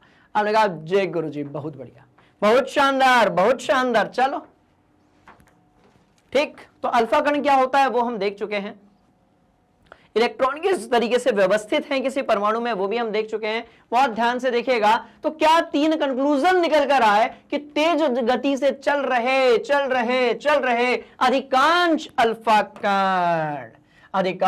अल्फा कण सोने की पन्नी से सीधे निकल गए, मतलब उनको परावर्तित करने वाला कोई था ही नहीं, वहां पे पॉजिटिव आवेश था ही नहीं। दूसरी बात, कुछ अल्फा कण जो हैं पन्नी के बहुत छोटे से भाग से, कोण से विक्षेपित हुए, ठीक है, और प्रत्येक 12,000 में से सिर्फ एक कण जो है वो वापस आया, मतलब 12,000 अल्फा कण सीधे चले गए। 12,000, अब सारे तो हम नहीं बना सकते यहां पे 12,000 सीधे चले गए और सिर्फ एक ऐसा था जो वापस आया। बस कहानी खत्म कहानी हो गया, दिमाग के अंदर सेट हो गया। चलो बढ़ेंगे आगे, आइए। तो क्या क्या कंक्लूजन निकला, ध्यान से देखना, सभी सीधे जा रहे हैं, बस इक्का दुक्का जो है वो टर्न हो रहे हैं। ये जो गोले आपको दिख रहे हो ये सोने का परमाणु है, बाकी आपको अल्फा कण है। अल्फा कण क्या होते हैं आपको पढ़ाया जा चुका है, कोई घबराने वाली बात नहीं है। तो कंक्लूजन क्या निकाला, इन्होंने कहा कि चलो एक्सपेरिमेंट तो हो गया, काम की बात पर आते हैं, मुद्दे की बात पर आते हैं, साबित क्या हुआ। तो साबित क्या हुआ, बहुत ध्यान से देखिएगा। परमाणु के भीतर का अधिकतर भाग कैसा है, खाली है, क्योंकि अधिकांश अल्फा कण बिना विक्षेपित हुए ही सोने की पन्नी से बाहर निकल गए। बहुत कम कण अपने मार्ग से विक्षेपित हुए। इससे यह ज्ञात होता है कि परमाणु में धनावेशित भाग बहुत कम जगह पर है। यह डायग्राम भी आप बना सकते हो, बट इसमें समय बहुत ज्यादा लगेगा, तो ये आपके समझने के लिए बेस्ट, ठीक है। चलो, न्यूक्लियस के पास होगे तो ही विक्षेपण होगा, दूर होगे तो विक्षेपण होने वाला नहीं है। क्लियर है? तीसरा पॉइंट और भी इंपॉर्टेंट है, इसको भी आप नोट कर लीजिए। और यहां से जो है परमाणु के आकार के आधार पर निकला कि भैया नाभिक की जो त्रिज्या है वो परमाणु की त्रिज्या से 10⁵ गुणा कैसी है, छोटी है।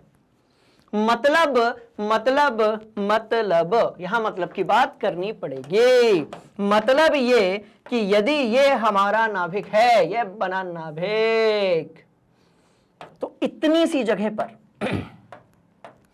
सेंटर कहां है रे बाबा, अरे बाबा सेंटर, इतनी सी जगह पर जो है वो क्या है, देखो ये पूरा परमाणु हो गया, ये क्या हो गया, तो ये पूरा परमाणु हो गया। बात समझ में आई। और छोटा सा जो है वो है नाभिक। अरे बाबा, तो नाभिक बहुत कम जगह पर है, पर नाभिक के अंदर प्रोटॉन है और न्यूट्रॉन है, तो पूरा आवेश नहीं, पूरा द्रव्यमान कहां पर है, नाभिक पर है। तो नाभिक का आकार जो है बहुत कम है, आकार जो है वो बहुत कम है।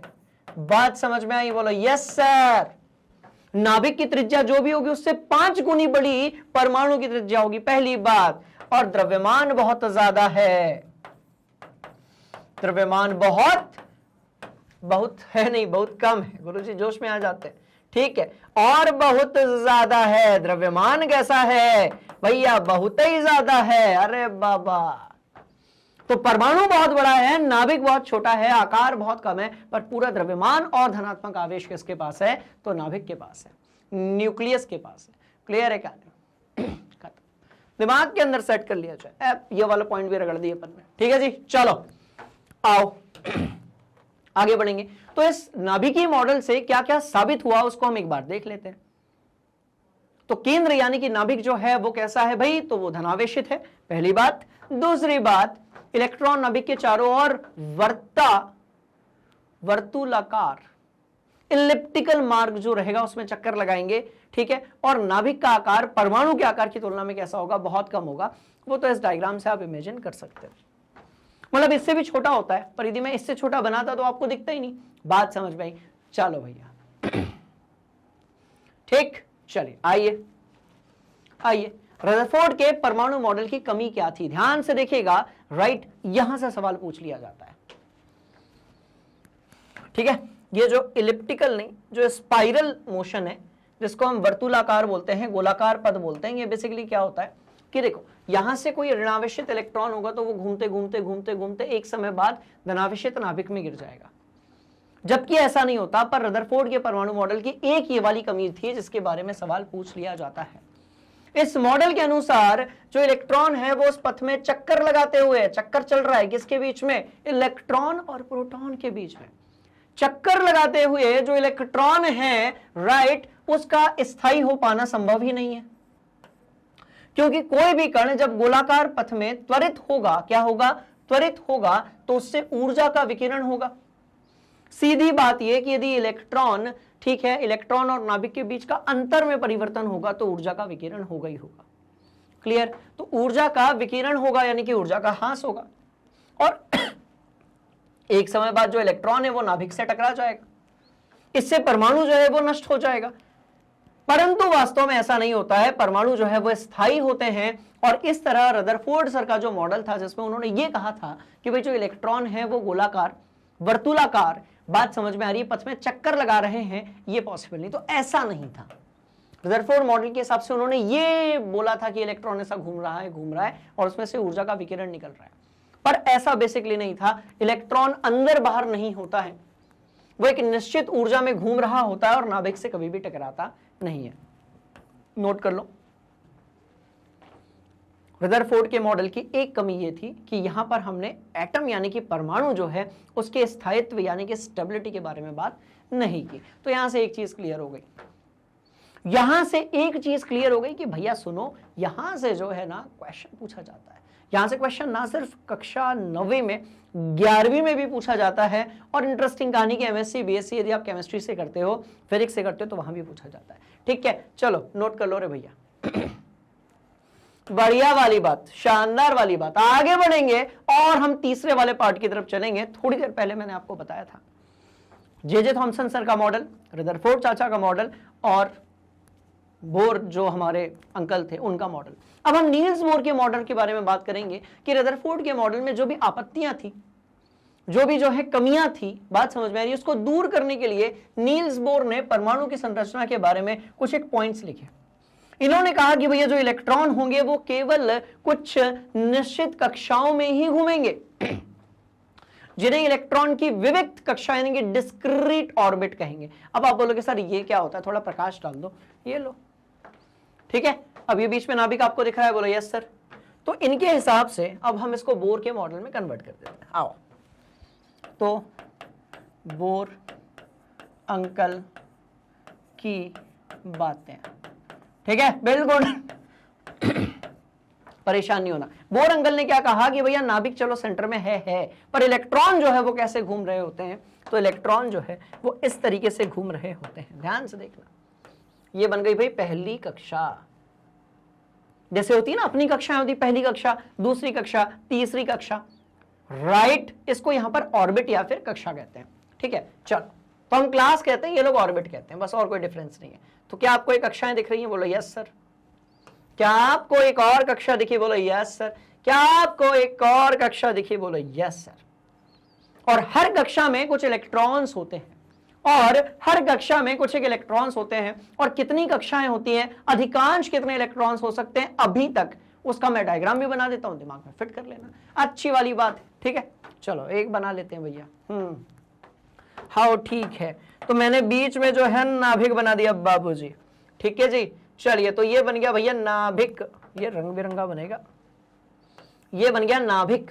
और नाभिक कैसा होगा, धनात्मक होगा। कौन सी दो चीजें होंगी, न्यूट्रॉन होगा जो कि उदासीन है, प्रोटॉन होगा जो कि पॉजिटिव है। ये बन गया नाभिक। चलो बहुत बढ़िया, ये बनी पहली ऊर्जा कक्षा,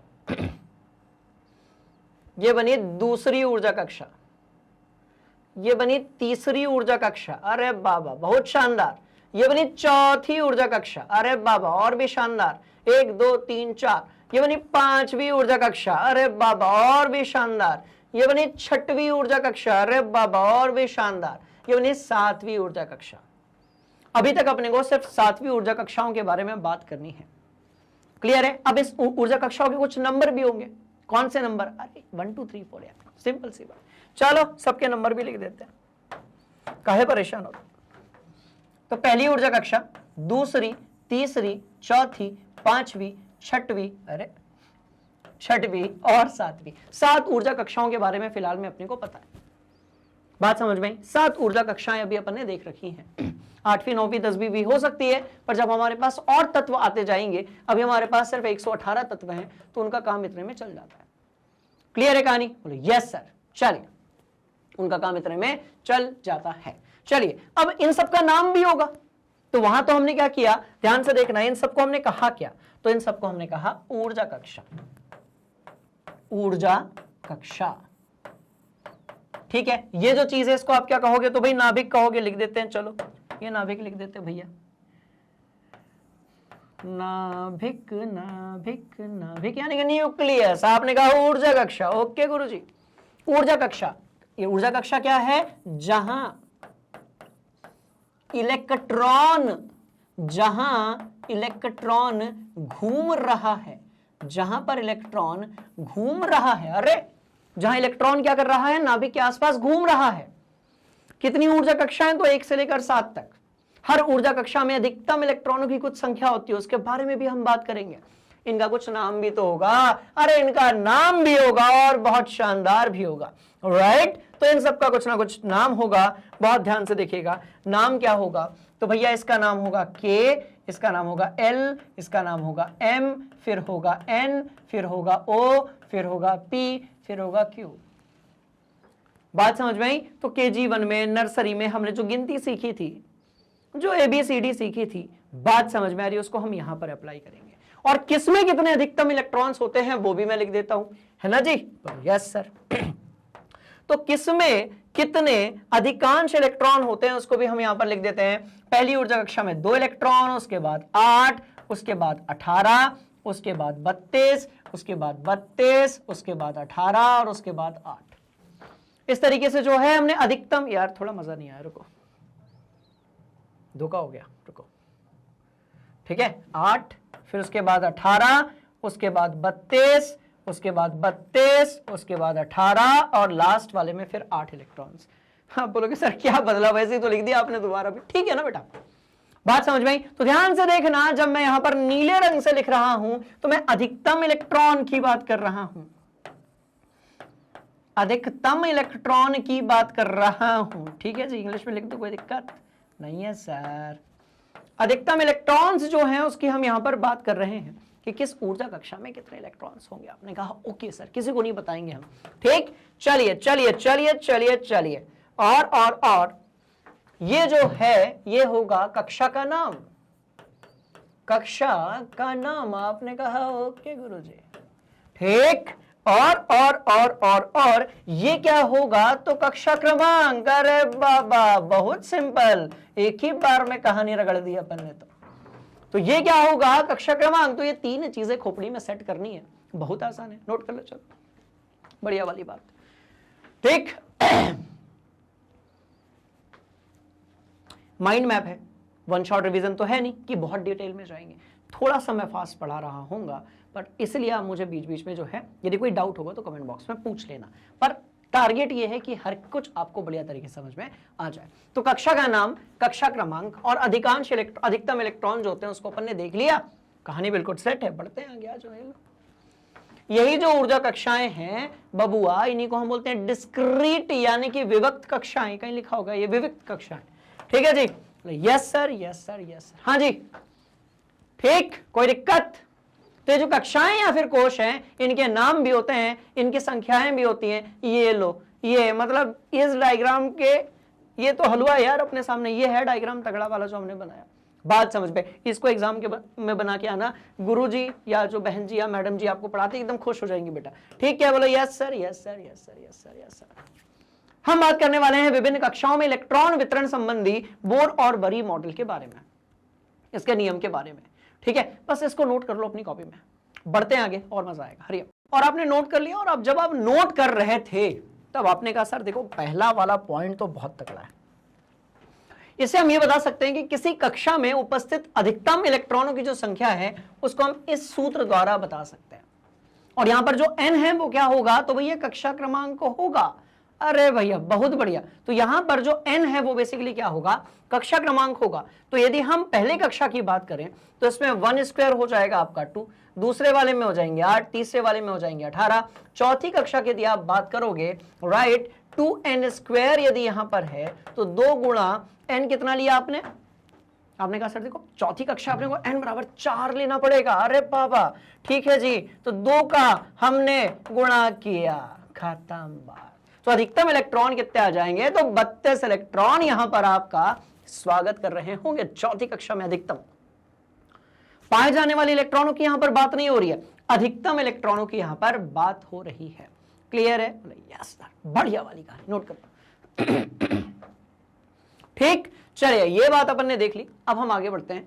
तो इस तरीके से आपने 2, 8, 18, 32 और हमने तो प्रो लेवल पे बनाया हुआ है, कोई दिक्कत ही नहीं है, एक डायग्राम हमने ऑलरेडी बनाया हुआ है कि अधिकतम इलेक्ट्रॉन जो है, तो देखो चौथे तक तो बेटा 32 है, उसके बाद जो है वो कहानी बदल जाती है, पर अधिकतम इलेक्ट्रॉन और अभी हमारे इलेक्ट्रॉनिक विन्यास के हिसाब से जो इलेक्ट्रॉन है वो इस तरीके से वितरित होते हैं ऊर्जा कक्षाओं में, ठीक है। चलो और देखते हैं कोई इसका जो नियम है क्या, बिल्कुल है। सबसे बाहरी कोश में इलेक्ट्रॉनों की अधिकतम संख्या जो है वो 8 हो सकती है।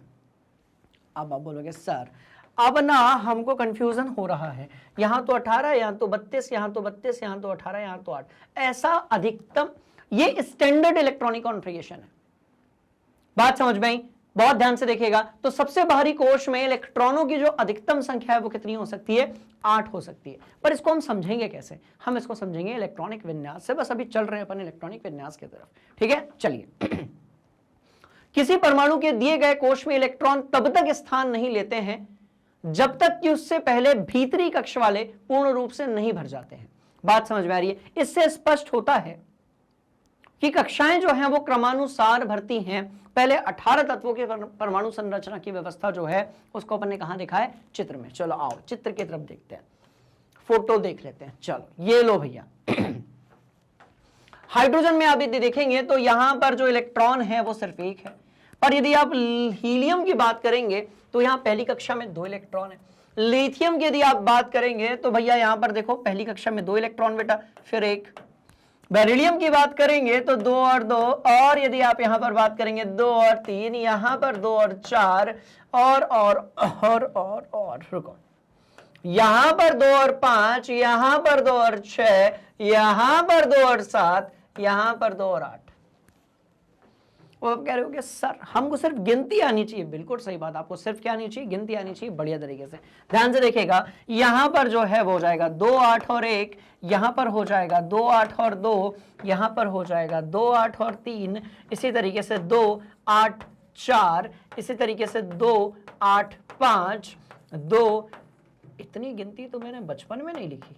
चलो 2 8 और 7, और यहां पर हो जाएगा 2 8 और 8। बात समझ में आ गई? तो ध्यान से देखना, इस तरीके से इलेक्ट्रॉन का वितरण होता है। और जिसको आप इलेक्ट्रॉन का वितरण कह रहे हो, कक्षाओं के अनुसार, बहुत ध्यान से देखिएगा, कक्षाओं में इलेक्ट्रॉन का जो वितरण होता है, अरे बाबा, कक्षाओं में इलेक्ट्रॉनों का जो वितरण होता है, उसके लिए फिर हमने एक नया नाम बनाया। क्या? ध्यान से देखना, लिखूंगा भी सब कनेक्ट हो जाएगा ऑटोमेटिकली। उसके लिए हमने एक नया नाम बनाया और उसको हमने कहा, कौन सी चीज? ध्यान से देखना, इलेक्ट्रॉनिक विन्यास। अरे तो बहुत सिंपल है यार।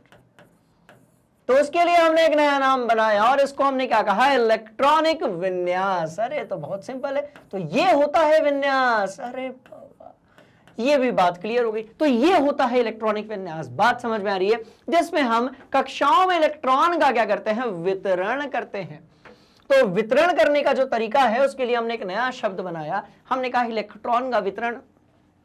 लोकल लगता है थोड़ा, बात समझ, थोड़ी केमिस्ट्री की रिस्पेक्ट में बात करते हैं, है ना, थोड़े पढ़े लिखे स्टाइल में बात करते हैं। तो हमने कहा इलेक्ट्रॉनिक विन्यास। तो हर तत्व का क्या होता है? हर परमाणु का, हर तत्व का क्या होता है भाई? इलेक्ट्रॉनिक विन्यास होता है। आपने कहा, अरे वाह सर ये तो बढ़िया है, नोट कर लो, चलो ठीक है। अब यदि इलेक्ट्रॉनिक विन्यास होता है तो आप एक चीज देख रहे होगे, क्या? ध्यान से देखना। अब जो चीज आप देख रहे होगे, ध्यान से देखना, अंतिम कक्षा में कुछ इलेक्ट्रॉन होंगे बेटा, अंतिम कक्षा में कुछ इलेक्ट्रॉन होंगे। बोलो यस सर, अंतिम कक्षा में कुछ इलेक्ट्रॉन होंगे। ये जो अंतिम कक्षा में इलेक्ट्रॉन है, इनको हम बोलते हैं संयोजी इलेक्ट्रॉन या संयोजन इलेक्ट्रॉन, या फिर हम इसको बोलते हैं वैलेंस इलेक्ट्रॉन, यानी कि संयोजी इलेक्ट्रॉन। ठीक है, तो अंतिम कक्षा में जो भी इलेक्ट्रॉनों की संख्या होगी, अंतिम कक्षा में जो भी इलेक्ट्रॉनों की संख्या होगी, उसको हम क्या बोलेंगे? संयोजी इलेक्ट्रॉन। क्लियर है कहानी? बोलो यस सर। अब याद रखना, काम आएगा ये। ठीक है, चलो याद रखना, ये बिल्कुल काम आएगा। ठीक है, इसका एक स्क्रीनशॉट भी मैं ले लेता हूं। चलो भैया, इसका स्क्रीनशॉट भी मैंने ले लिया। क्लियर है कहानी? बोलो यस सर। तो इसको याद रखना, ये बहुत काम आएगा, है ना। चलो अब आगे बढ़ेंगे।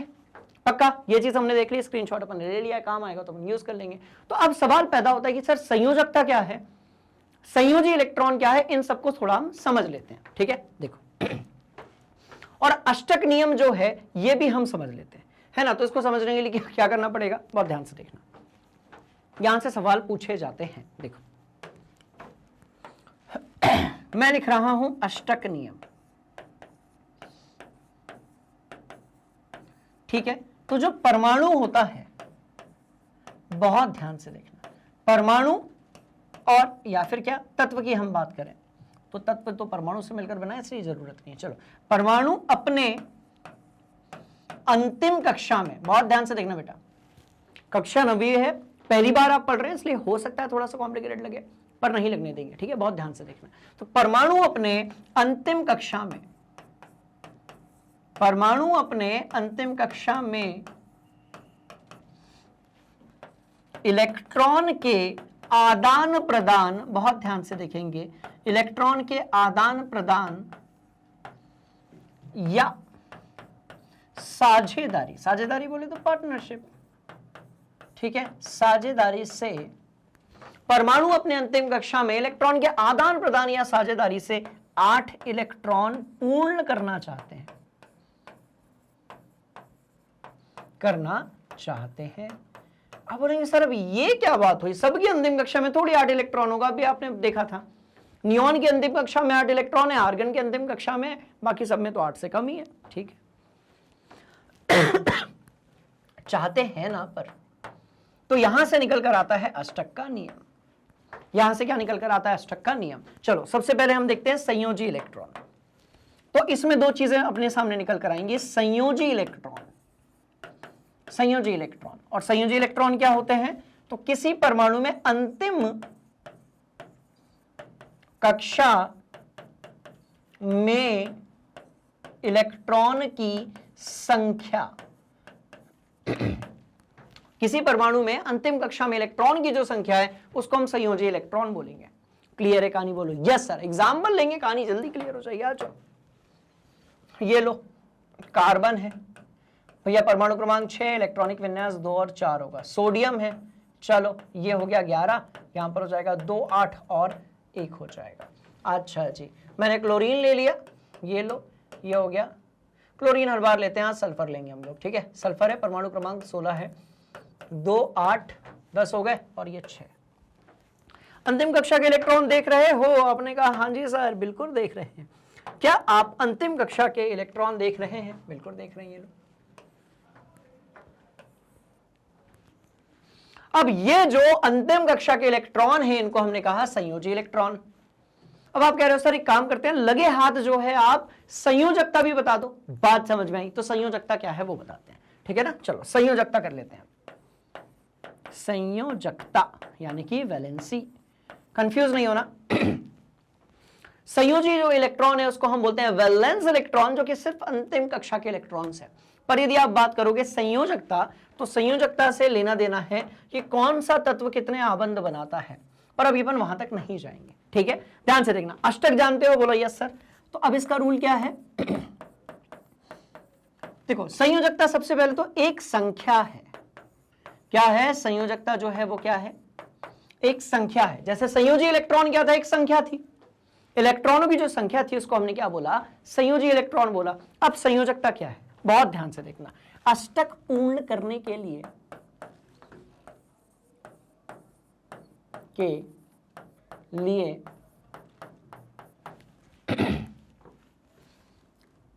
जितने इलेक्ट्रॉन का आदान प्रदान, एग्जाम्पल से समझेंगे, बहुत आसान है। आदान या फिर प्रदान या साझेदारी, अष्टक पूर्ण करने के लिए जितने इलेक्ट्रॉन्स का आदान प्रदान या साझेदारी की यदि हम बात करेंगे, ठीक है, अष्टक पूर्ण करने के लिए जितने इलेक्ट्रॉन्स का आदान प्रदान या साझेदारी की जाती है, जाती है वह संख्या, राइट, वह संख्या क्या कहलाती है? तो वही संख्या जो है वो क्या कहलाती है? बहुत ध्यान से देखेंगे, संयोजकता। ठीक है, मैं उदाहरण दे रहा हूं, बहुत ध्यान से देखना। वही संख्या जो है वो क्या कहलाएगी? संयोजकता। 3 उदाहरण लेंगे, ठीक है, आपके दिमाग के अंदर कॉन्सेप्ट एकदम सेट हो जाएगा। चलो आओ 3 उदाहरण लेते हैं भैया। उदाहरण यहां लेंगे बेटा, ठीक है ना, उदाहरण यहां लेंगे। ऊपर वाला जो भाग है वो संयोजी इलेक्ट्रॉन वाला था, एक लाइन वहां पर अपन मार देते हैं, कोई दिक्कत वाली बात नहीं है। चलो ये लाइन मार दी अपन ने, ये लाइन बना दी, ठीक है। ऊपर वाली जो कहानी है वो संयोजी इलेक्ट्रॉन की, यहां पर अपन संयोजकता को जो है डिस्कस करेंगे। बहुत ध्यान से देखिएगा, अष्टक पूरा करने में जितने इलेक्ट्रॉनों का हम आदान प्रदान या फिर साझेदारी करते हैं, राइट, उस संख्या को हम क्या बोलते हैं? संयोजकता, वैलेंसी। ठीक है, चलो यही 3 उदाहरण लेते हैं, गर्दा उड़ाते हैं। आओ आओ आओ, गर्दा उड़ाते हैं, बहुत सिंपल है। तो मैंने कहा भैया कार्बन है, 6 है, 2 है, 4 है। मैंने कहा सोडियम है, राइट, मैंने कहा सोडियम है, थोड़ा इसको यहां से जगह बनाते हैं। सोडियम है, 11 है, 2 है और 8 है। अरे बाबा, सल्फर है, 16 है, 2 है, अरे एक मिनट, एक भी तो होगा यहां पर, एक भी तो होगा। सल्फर है, यहां पर 2, 8 और यहां पर 6 है। बात समझ में आई? तो ध्यान से देखना, यदि आप कार्बन की बात करोगे तो अष्टक क्या होता है, तो अंतिम कक्षा में अष्टक क्या होगा, तो भाई अंतिम कक्षा में इलेक्ट्रॉन जो है वो 8 होने चाहिए। आपने कहा हाँ जी सर, बताओ इसके अंतिम कक्षा में कितने, तो आप बोलोगे सर देखो 4 है। 8 करने के लिए क्या करना पड़ेगा, 4 और इलेक्ट्रॉन से साझेदारी। तो ये क्या करेगा, ध्यान से देखना, 4 इलेक्ट्रॉन से साझेदारी करेगा। ठीक है, क्या करेगा, साझेदारी। तो बस ये जो 4 है ये क्या हो गई, उसकी संयोजकता। क्लियर? आपने कहा सर ये तो बहुत आसान है, हम तो इलेक्ट्रॉनिक विन्यास देखकर बता देंगे कि संयोजकता क्या होगी। पक्का, एकदम सिंपल सा कॉन्सेप्ट, कोई हायर साइंस वाइंस नहीं है, बहुत ध्यान से देखना।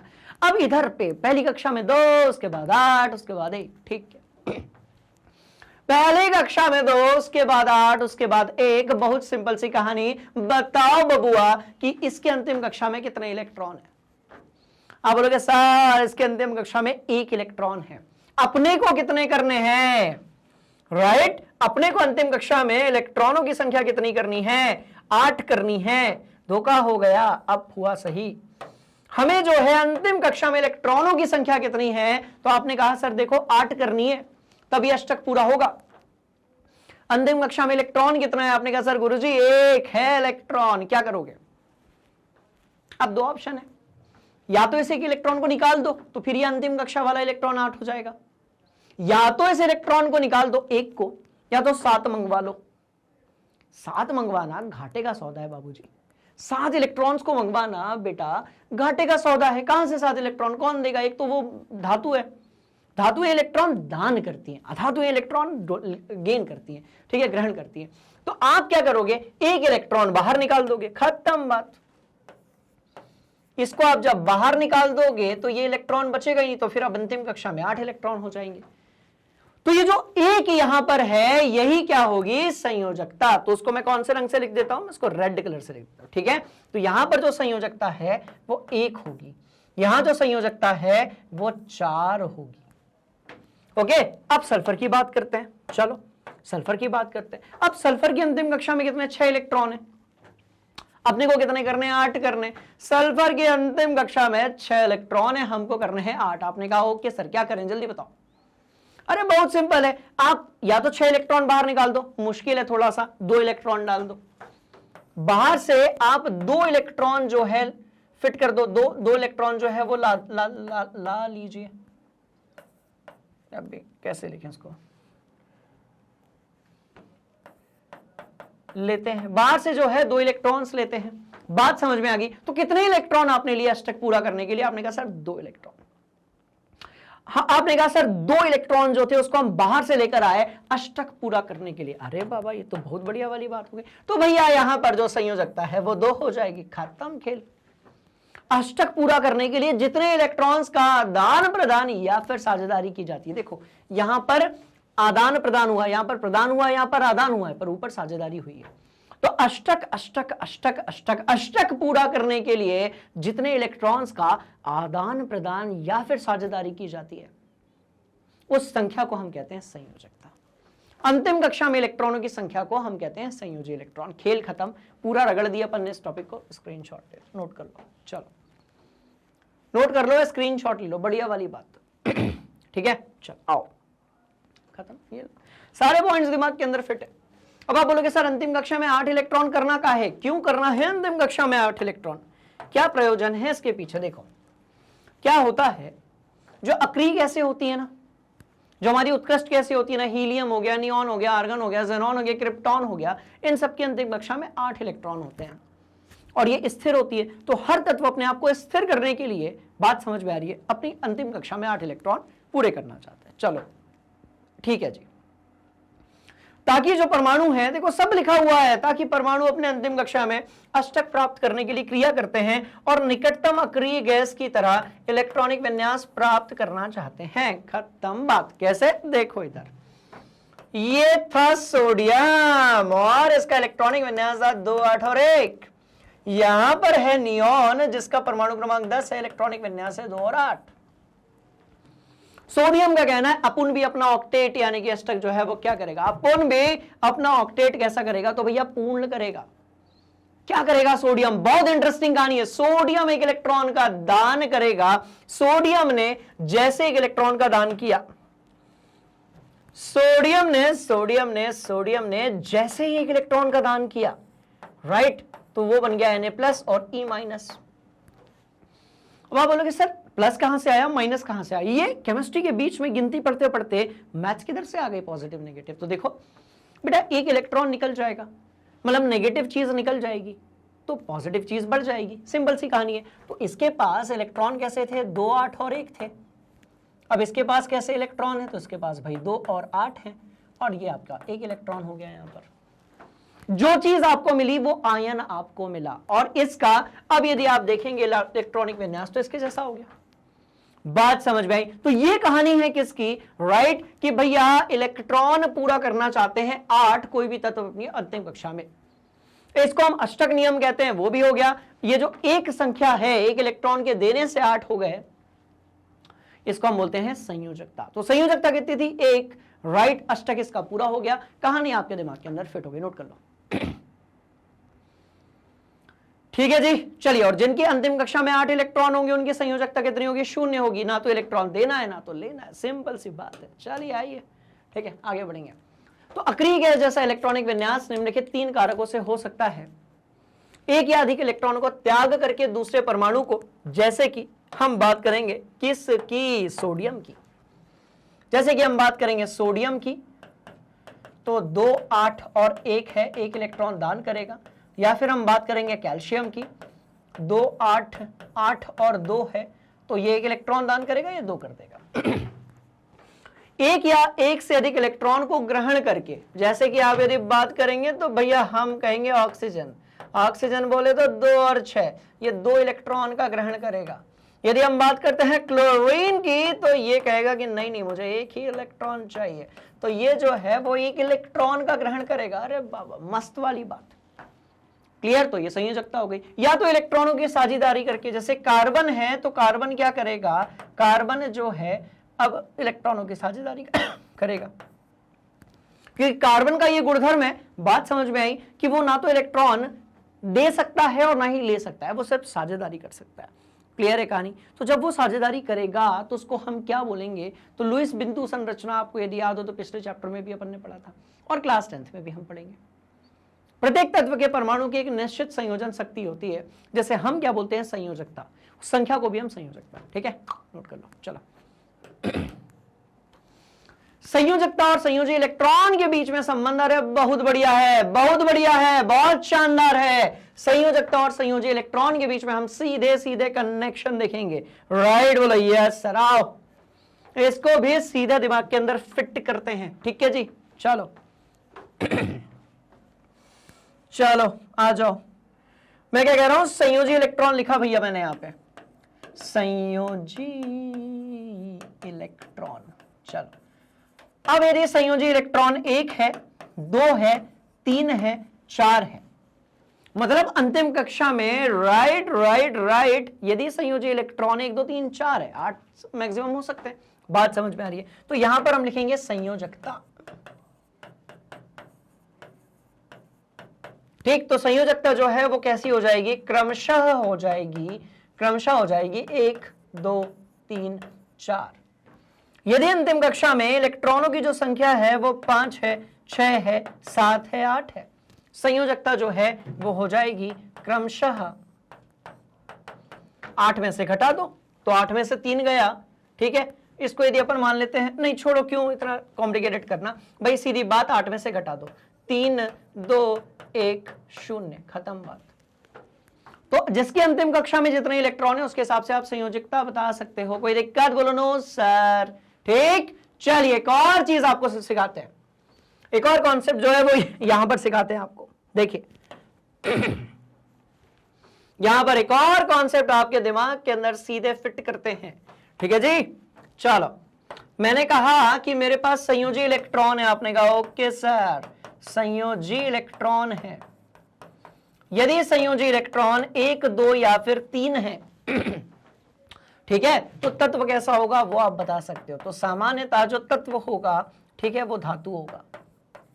अरे तो मस्त वाली बात है। 4 और 5 यदि हैं तो ये उपधातु होगा। उपधातु बोले तो ऐसे तत्व जिनके गुणधर्म धातु और अधातु के बीच में पाए जाते हैं। मस्त वाली कहानी। 6, 7 और 8 है ना, तो ये अधातु होगा। बस खत्म बात। अब आप देख लो, जो भी धातु अधातु वगैरह आप नाम जानते हो, आपको कहानी एकदम क्लियर है। तो संयोजी इलेक्ट्रॉन और संयोजकता के बीच में होता है कनेक्शन। बात समझ भाई, स्क्रीनशॉट लिया जाए, बढ़िया वाली बात। अब यहां जो मैंने लिखा है उसी को कवि ने यहां पर भी लिखा है। धातुओं की संयोजकता संयोजी इलेक्ट्रॉनों के बराबर होगी, बढ़िया वाली बात है जी। चलो ठीक है, और आगे बढ़ेंगे। ठीक, चलिए। अधातुओं की संयोजकता 8 में से माइनस करोगे, जैसे हमने कहा फ्लोरीन है, हमने कहा फ्लोरीन है, 9 है, 2 है और 7 है। अष्टक पूरा करने के लिए इस भाई को 1 इलेक्ट्रॉन चाहिए, यही इसकी संयोजकता है। तो संयोजकता को आप 8 में से क्या कर दोगे, माइनस कर दोगे। तो भाई सीधी सी बात है, 1 इलेक्ट्रॉन इसको चाहिए था, यही इसकी संयोजकता होगी। तो आई ना, ये देखो क्लियर है। यस, देखो साइंस में यदि आपके सब कुछ समझ में आ जाए, उसके बाद ये बड़ा आसान सब्जेक्ट, क्योंकि रटना कुछ है नहीं। और समझ में कैसे आएगा, ध्यान से कहानी सुनकर। देखो फी भी तो पे करनी है नहीं, बात समझ में आई, ठीक है। क्वालिटी कंटेंट है, वो तो खैर आप लोगों को पता होगा क्वालिटी कंटेंट है नहीं है, ठीक है, पर फी आपको पे करनी नहीं है। सारी चीजें आपके दिमाग के अंदर फिट की जा रही हैं। तो करना क्या है, बहुत ध्यान से देखिएगा, प्रैक्टिस करिए, हमारी बातों को खोपड़ी के अंदर बढ़िया तरीके से फिट करिए और समझिए कॉन्सेप्ट को। फिर जो सवाल एग्जाम में आएगा वो आपको अपने आप बन जाएगा। क्लियर है, बोलो यस सर। बढ़ेंगे आगे अगले सवाल की तरफ, आइए, ठीक है। चलो, सवाल मतलब कॉन्सेप्ट की तरफ। हाँ ठीक है, ये सबको जो है हमने क्या कर दिया है, ध्यान से देखोगे पूरा, मैंने यहाँ टेबल बना के जो है एक लाइन मार देते हैं यहाँ पे, ठीक है। ये लाइन मार दी मैंने, चलो ये लाइन मार दी। लाइन मारने का मतलब लाइन ही मारना है, ठीक सर, लाइन मारने की बात कर रहे थे। चलो भैया नोट कर लो, ठीक। आइए हम बात करेंगे परमाणु संख्या और द्रव्यमान संख्या के बारे में। द्रव्यमान के बारे में नहीं, द्रव्यमान संख्या के बारे में। परमाणु संख्या जो है वो प्रोटॉनों की संख्या के बराबर होगी। परमाणु संख्या जो है वो प्रोटॉनों की संख्या के बराबर होगी। प्रोटॉनों की संख्या जो है वो किसी परमाणु के अंदर इलेक्ट्रॉनों की संख्या के बराबर होगी। द्रव्यमान संख्या की यदि आप बात करोगे तो भैया ये प्रोटॉनों की संख्या और न्यूट्रॉनों की संख्या के बराबर होगी। सवाल पैदा होता है कि गुरुजी परमाणु संख्या को कैसे रिप्रेजेंट करेंगे, तो Z से करेंगे। और इसको जो है द्रव्यमान संख्या के लिए लिखा है क्या, नहीं लिखा, इसको हम A से रिप्रेजेंट करेंगे। तो यहां पर जो कहानी है उसको हम A और Z से रिप्रेजेंट करते हैं। और यदि मैं यहां पर कोई तत्व लिखता हूं, बहुत ध्यान से देखना, मैं यदि यहां पर कोई तत्व लिखता हूं, ठीक है जी, बोलो यस सर, तो भैया ऐसा है कि ए ऊपर होगा, मतलब ऊपर की तरफ हम ए लिखेंगे, ठीक है। अरे यार धोखा हो रहा है, ऊपर की तरफ हम ए लिखेंगे, नीचे की तरफ हम जेड लिखेंगे। ए क्या है, तो द्रव्यमान संख्या है, द्रव्यमान नहीं है। जेड क्या है, तो परमाणु संख्या है। तो दिमाग के अंदर फिट कर लो, प्रोटॉनों की जो संख्या होती है उसी को हम बोलते हैं परमाणु संख्या, ठीक। बोलो यस सर। एक उदाहरण लेते हैं, ये कहानी और भी इंटरेस्टिंग हो जाएगी। मैंने कहा कार्बन 6 और 12, तो यहां पर क्या जानकारी निकलकर सामने आ रही है कि प्रोटॉन की संख्या,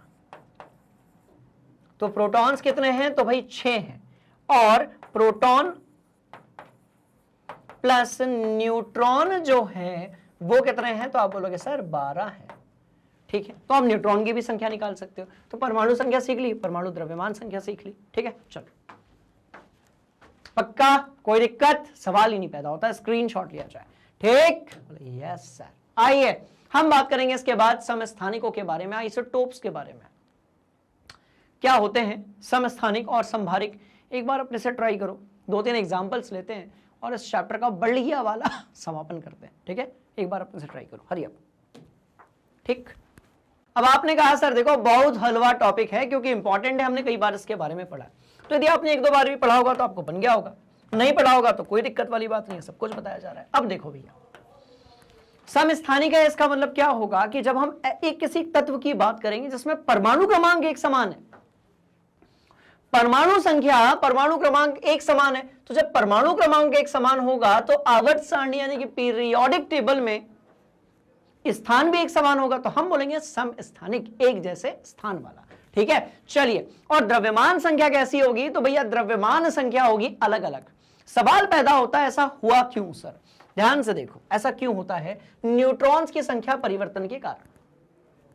ऐसा क्यों होता है? न्यूट्रॉन की संख्या के परिवर्तन के कारण। तो बहुत ध्यान से देखना, देखो यहां पर प्रोटियम है। अब ये प्रोटियम है, ड्यूटीरियम है और ट्राइटियम है, ये तीनों ही बेसिकली क्या है? हाइड्रोजन के समस्थानिक है। और हम इनको समस्थानिक क्यों कहते हैं? ध्यान से देखिएगा, सब में प्रोटॉन सिंगल सिंगल है, पर यदि आप न्यूट्रॉन की संख्या की बात करेंगे, राइट, सब में एनपी बोले तो number of protons, NP NN बोले तो नंबर ऑफ न्यूट्रॉन्स, एनपी बोले तो प्रोटॉनों की संख्या, एनएन बोले तो न्यूट्रॉनों की संख्या। तो आपने कहा सर देखो प्रोटॉनों की संख्या इसमें एक है, इसमें भी एक है और इसमें भी एक है, पर यदि हम न्यूट्रॉनों की संख्या की बात करें तो भाई देखो द्रव्यमान संख्या कितनी है इसकी? एक है, तो एक में से एक गया तो कितना बचा भाई? शून्य बचा। यहां पर जो है दो में से एक गया तो कितना बचा? तो एक बचा। अच्छा जी, और यहां पर तीन में से एक गया तो कितना बचा? दो बचा। तो सब में न्यूट्रॉन की संख्या अलग अलग होने के कारण, सब में न्यूट्रॉन की संख्या अलग अलग होने के कारण सबका जो द्रव्यमान संख्या है वो भी कैसी हो गई? अलग अलग हो गई। तो सिंपल सी कहानी है, हलवा टॉपिक है, दो ना लेके लपक लेंगे, इतना शानदार टॉपिक है, कोई दिक्कत वाली बात नहीं, एकदम हलवा टॉपिक है, ठीक है जी। तो इसको अपन कहते हैं समस्थानिक, मतलब परमाणु संख्या एक समान होगी, पर यदि हम बात करते हैं द्रव्यमान संख्या की तो वो सब में कैसी होगी? अलग अलग होगी। इसके और भी बहुत सारे एग्जाम्पल्स हैं, वो भी हम देख लेते हैं, जैसे कि ये लो, ये ठीक है, समझ में आ गया? आपने कहा हाँ जी सर। जैसे कि ये कार्बन, ये 6 है, ये 12 है, ये कार्बन है, ये 6 है, ये 14 है, बात समझ में आ रही है? तो अलग अलग तत्वों के लिए देखो समस्थानिक एक जैसे प्रोटॉनों की संख्या है, पर यदि आप ध्यान से देखेंगे तो द्रव्यमान क्रमांक दोनों का अलग अलग है, ठीक है, खत्म खेल। समस्थानिक के जो उपयोग होते हैं वहां से पूछ लिए जाते हैं क्वेश्चंस। आपने स्क्रीनशॉट लिया क्या? आपने स्क्रीनशॉट यदि ले लिया है तो भी हम चलेंगे आगे। जैसे कि ये लो, ये वही वाली बात है, कार्बन वाली बात थी, इसको भी हमने देख लिया। न्यूट्रॉन की संख्या इसमें कितनी है? तो भाई इसमें न्यूट्रॉन की संख्या 6 है, इसमें न्यूट्रॉन की जो संख्या है वो 8 है। ये वाला जो न्यूट्रॉन की संख्या का था इसको हटा दो, ये पिछले वाले जो थे ना, ये वाले, इसके न्यूट्रॉन की संख्या का था वो हम बना चुके हैं, तो अब इसको यहां से हटा दो, इसको यहां से हटा दो, ठीक है जी। चलो अब कौन सी चीज दिमाग के अंदर फिट रखनी है कि समस्थानिकों की यदि हम बात करेंगे, राइट, बोलो yes sir, yes sir, yes sir. समस्थानिकों की यदि हम बात करेंगे तो रासायनिक गुणधर्म एक समान होंगे, पर भौतिक गुणधर्म जो हैं वो अलग अलग होंगे। रासायनिक गुणधर्म एक समान होंगे, भौतिक गुणधर्म अलग अलग होंगे। दूसरी बात, सभी तत्वों के समस्थानिक नहीं पाए जाते हैं। समस्थानिकों में न्यूट्रॉनों की जो संख्या है वो अलग अलग होती है। किसी परमाणु को दर्शाने के लिए इस तरीके से हम रिप्रेजेंट करते हैं, ऑलरेडी हम डिस्कस कर चुके हैं, बढ़ते हैं आगे, ठीक है। चलिए आइए समस्थानिकों के हम अनुप्रयोग के बारे में बात करेंगे, यानी कि एप्लीकेशंस के बारे में। तो बहुत ध्यान से देखिएगा, देखो यूरेनियम का एक समस्थानिक है जिसका उपयोग परमाणु भट्टी में ईंधन के रूप में किया जाता है, जैसे हम कहते हैं यूरेनियम 238। बात समझ में आई? क्या होगा? 238। इसका एक और समस्थानिक है जिसको हम कहते हैं यूरेनियम, यहां पर 92 आ जाएगा, 235। इनको हम उपयोग कहां करते हैं? परमाणु भट्टी में। कैंसर के उपचार में कोबाल्ट के एक समस्थानिक का उपयोग किया जाता है। और यदि हम घींगा रोग की बात करें तो आयोडीन का एक समस्थानिक है। सबसे ज्यादा समस्थानिक आयोडीन के ही होते हैं।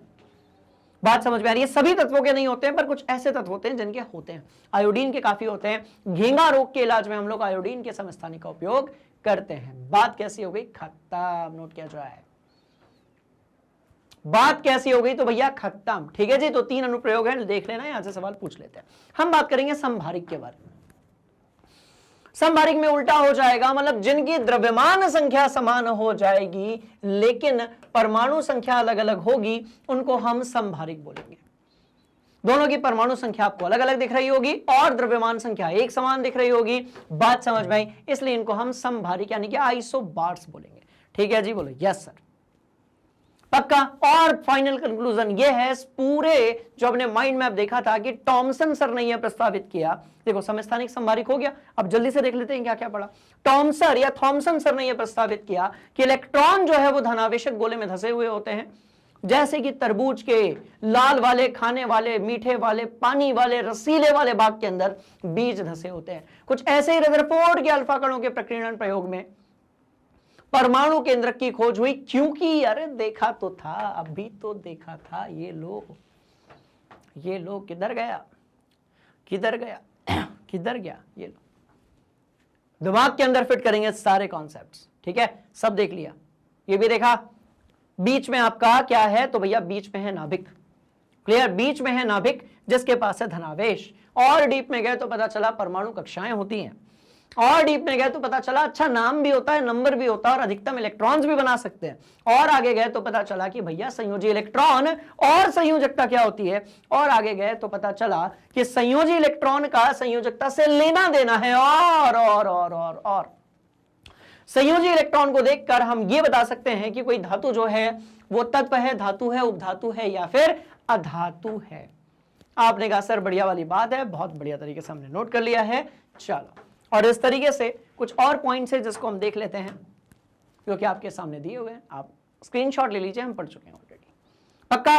और इस तरीके से इस पूरे चैप्टर में कुछ और चीजों को हम अपने दिमाग के अंदर फिट कर लेते हैं। सब कुछ हमने देख लिया है। यदि कहीं पर कोई भी डाउट, कोई भी दिक्कत, कोई भी परेशानी, कोई भी दुख दर्द यदि इस चैप्टर से रिलेटेड है, आप कमेंट बॉक्स में जाइए और लिख दीजिए। बात समझ में आ रही है? चलो, हो गया पक्का? बोलो यस सर।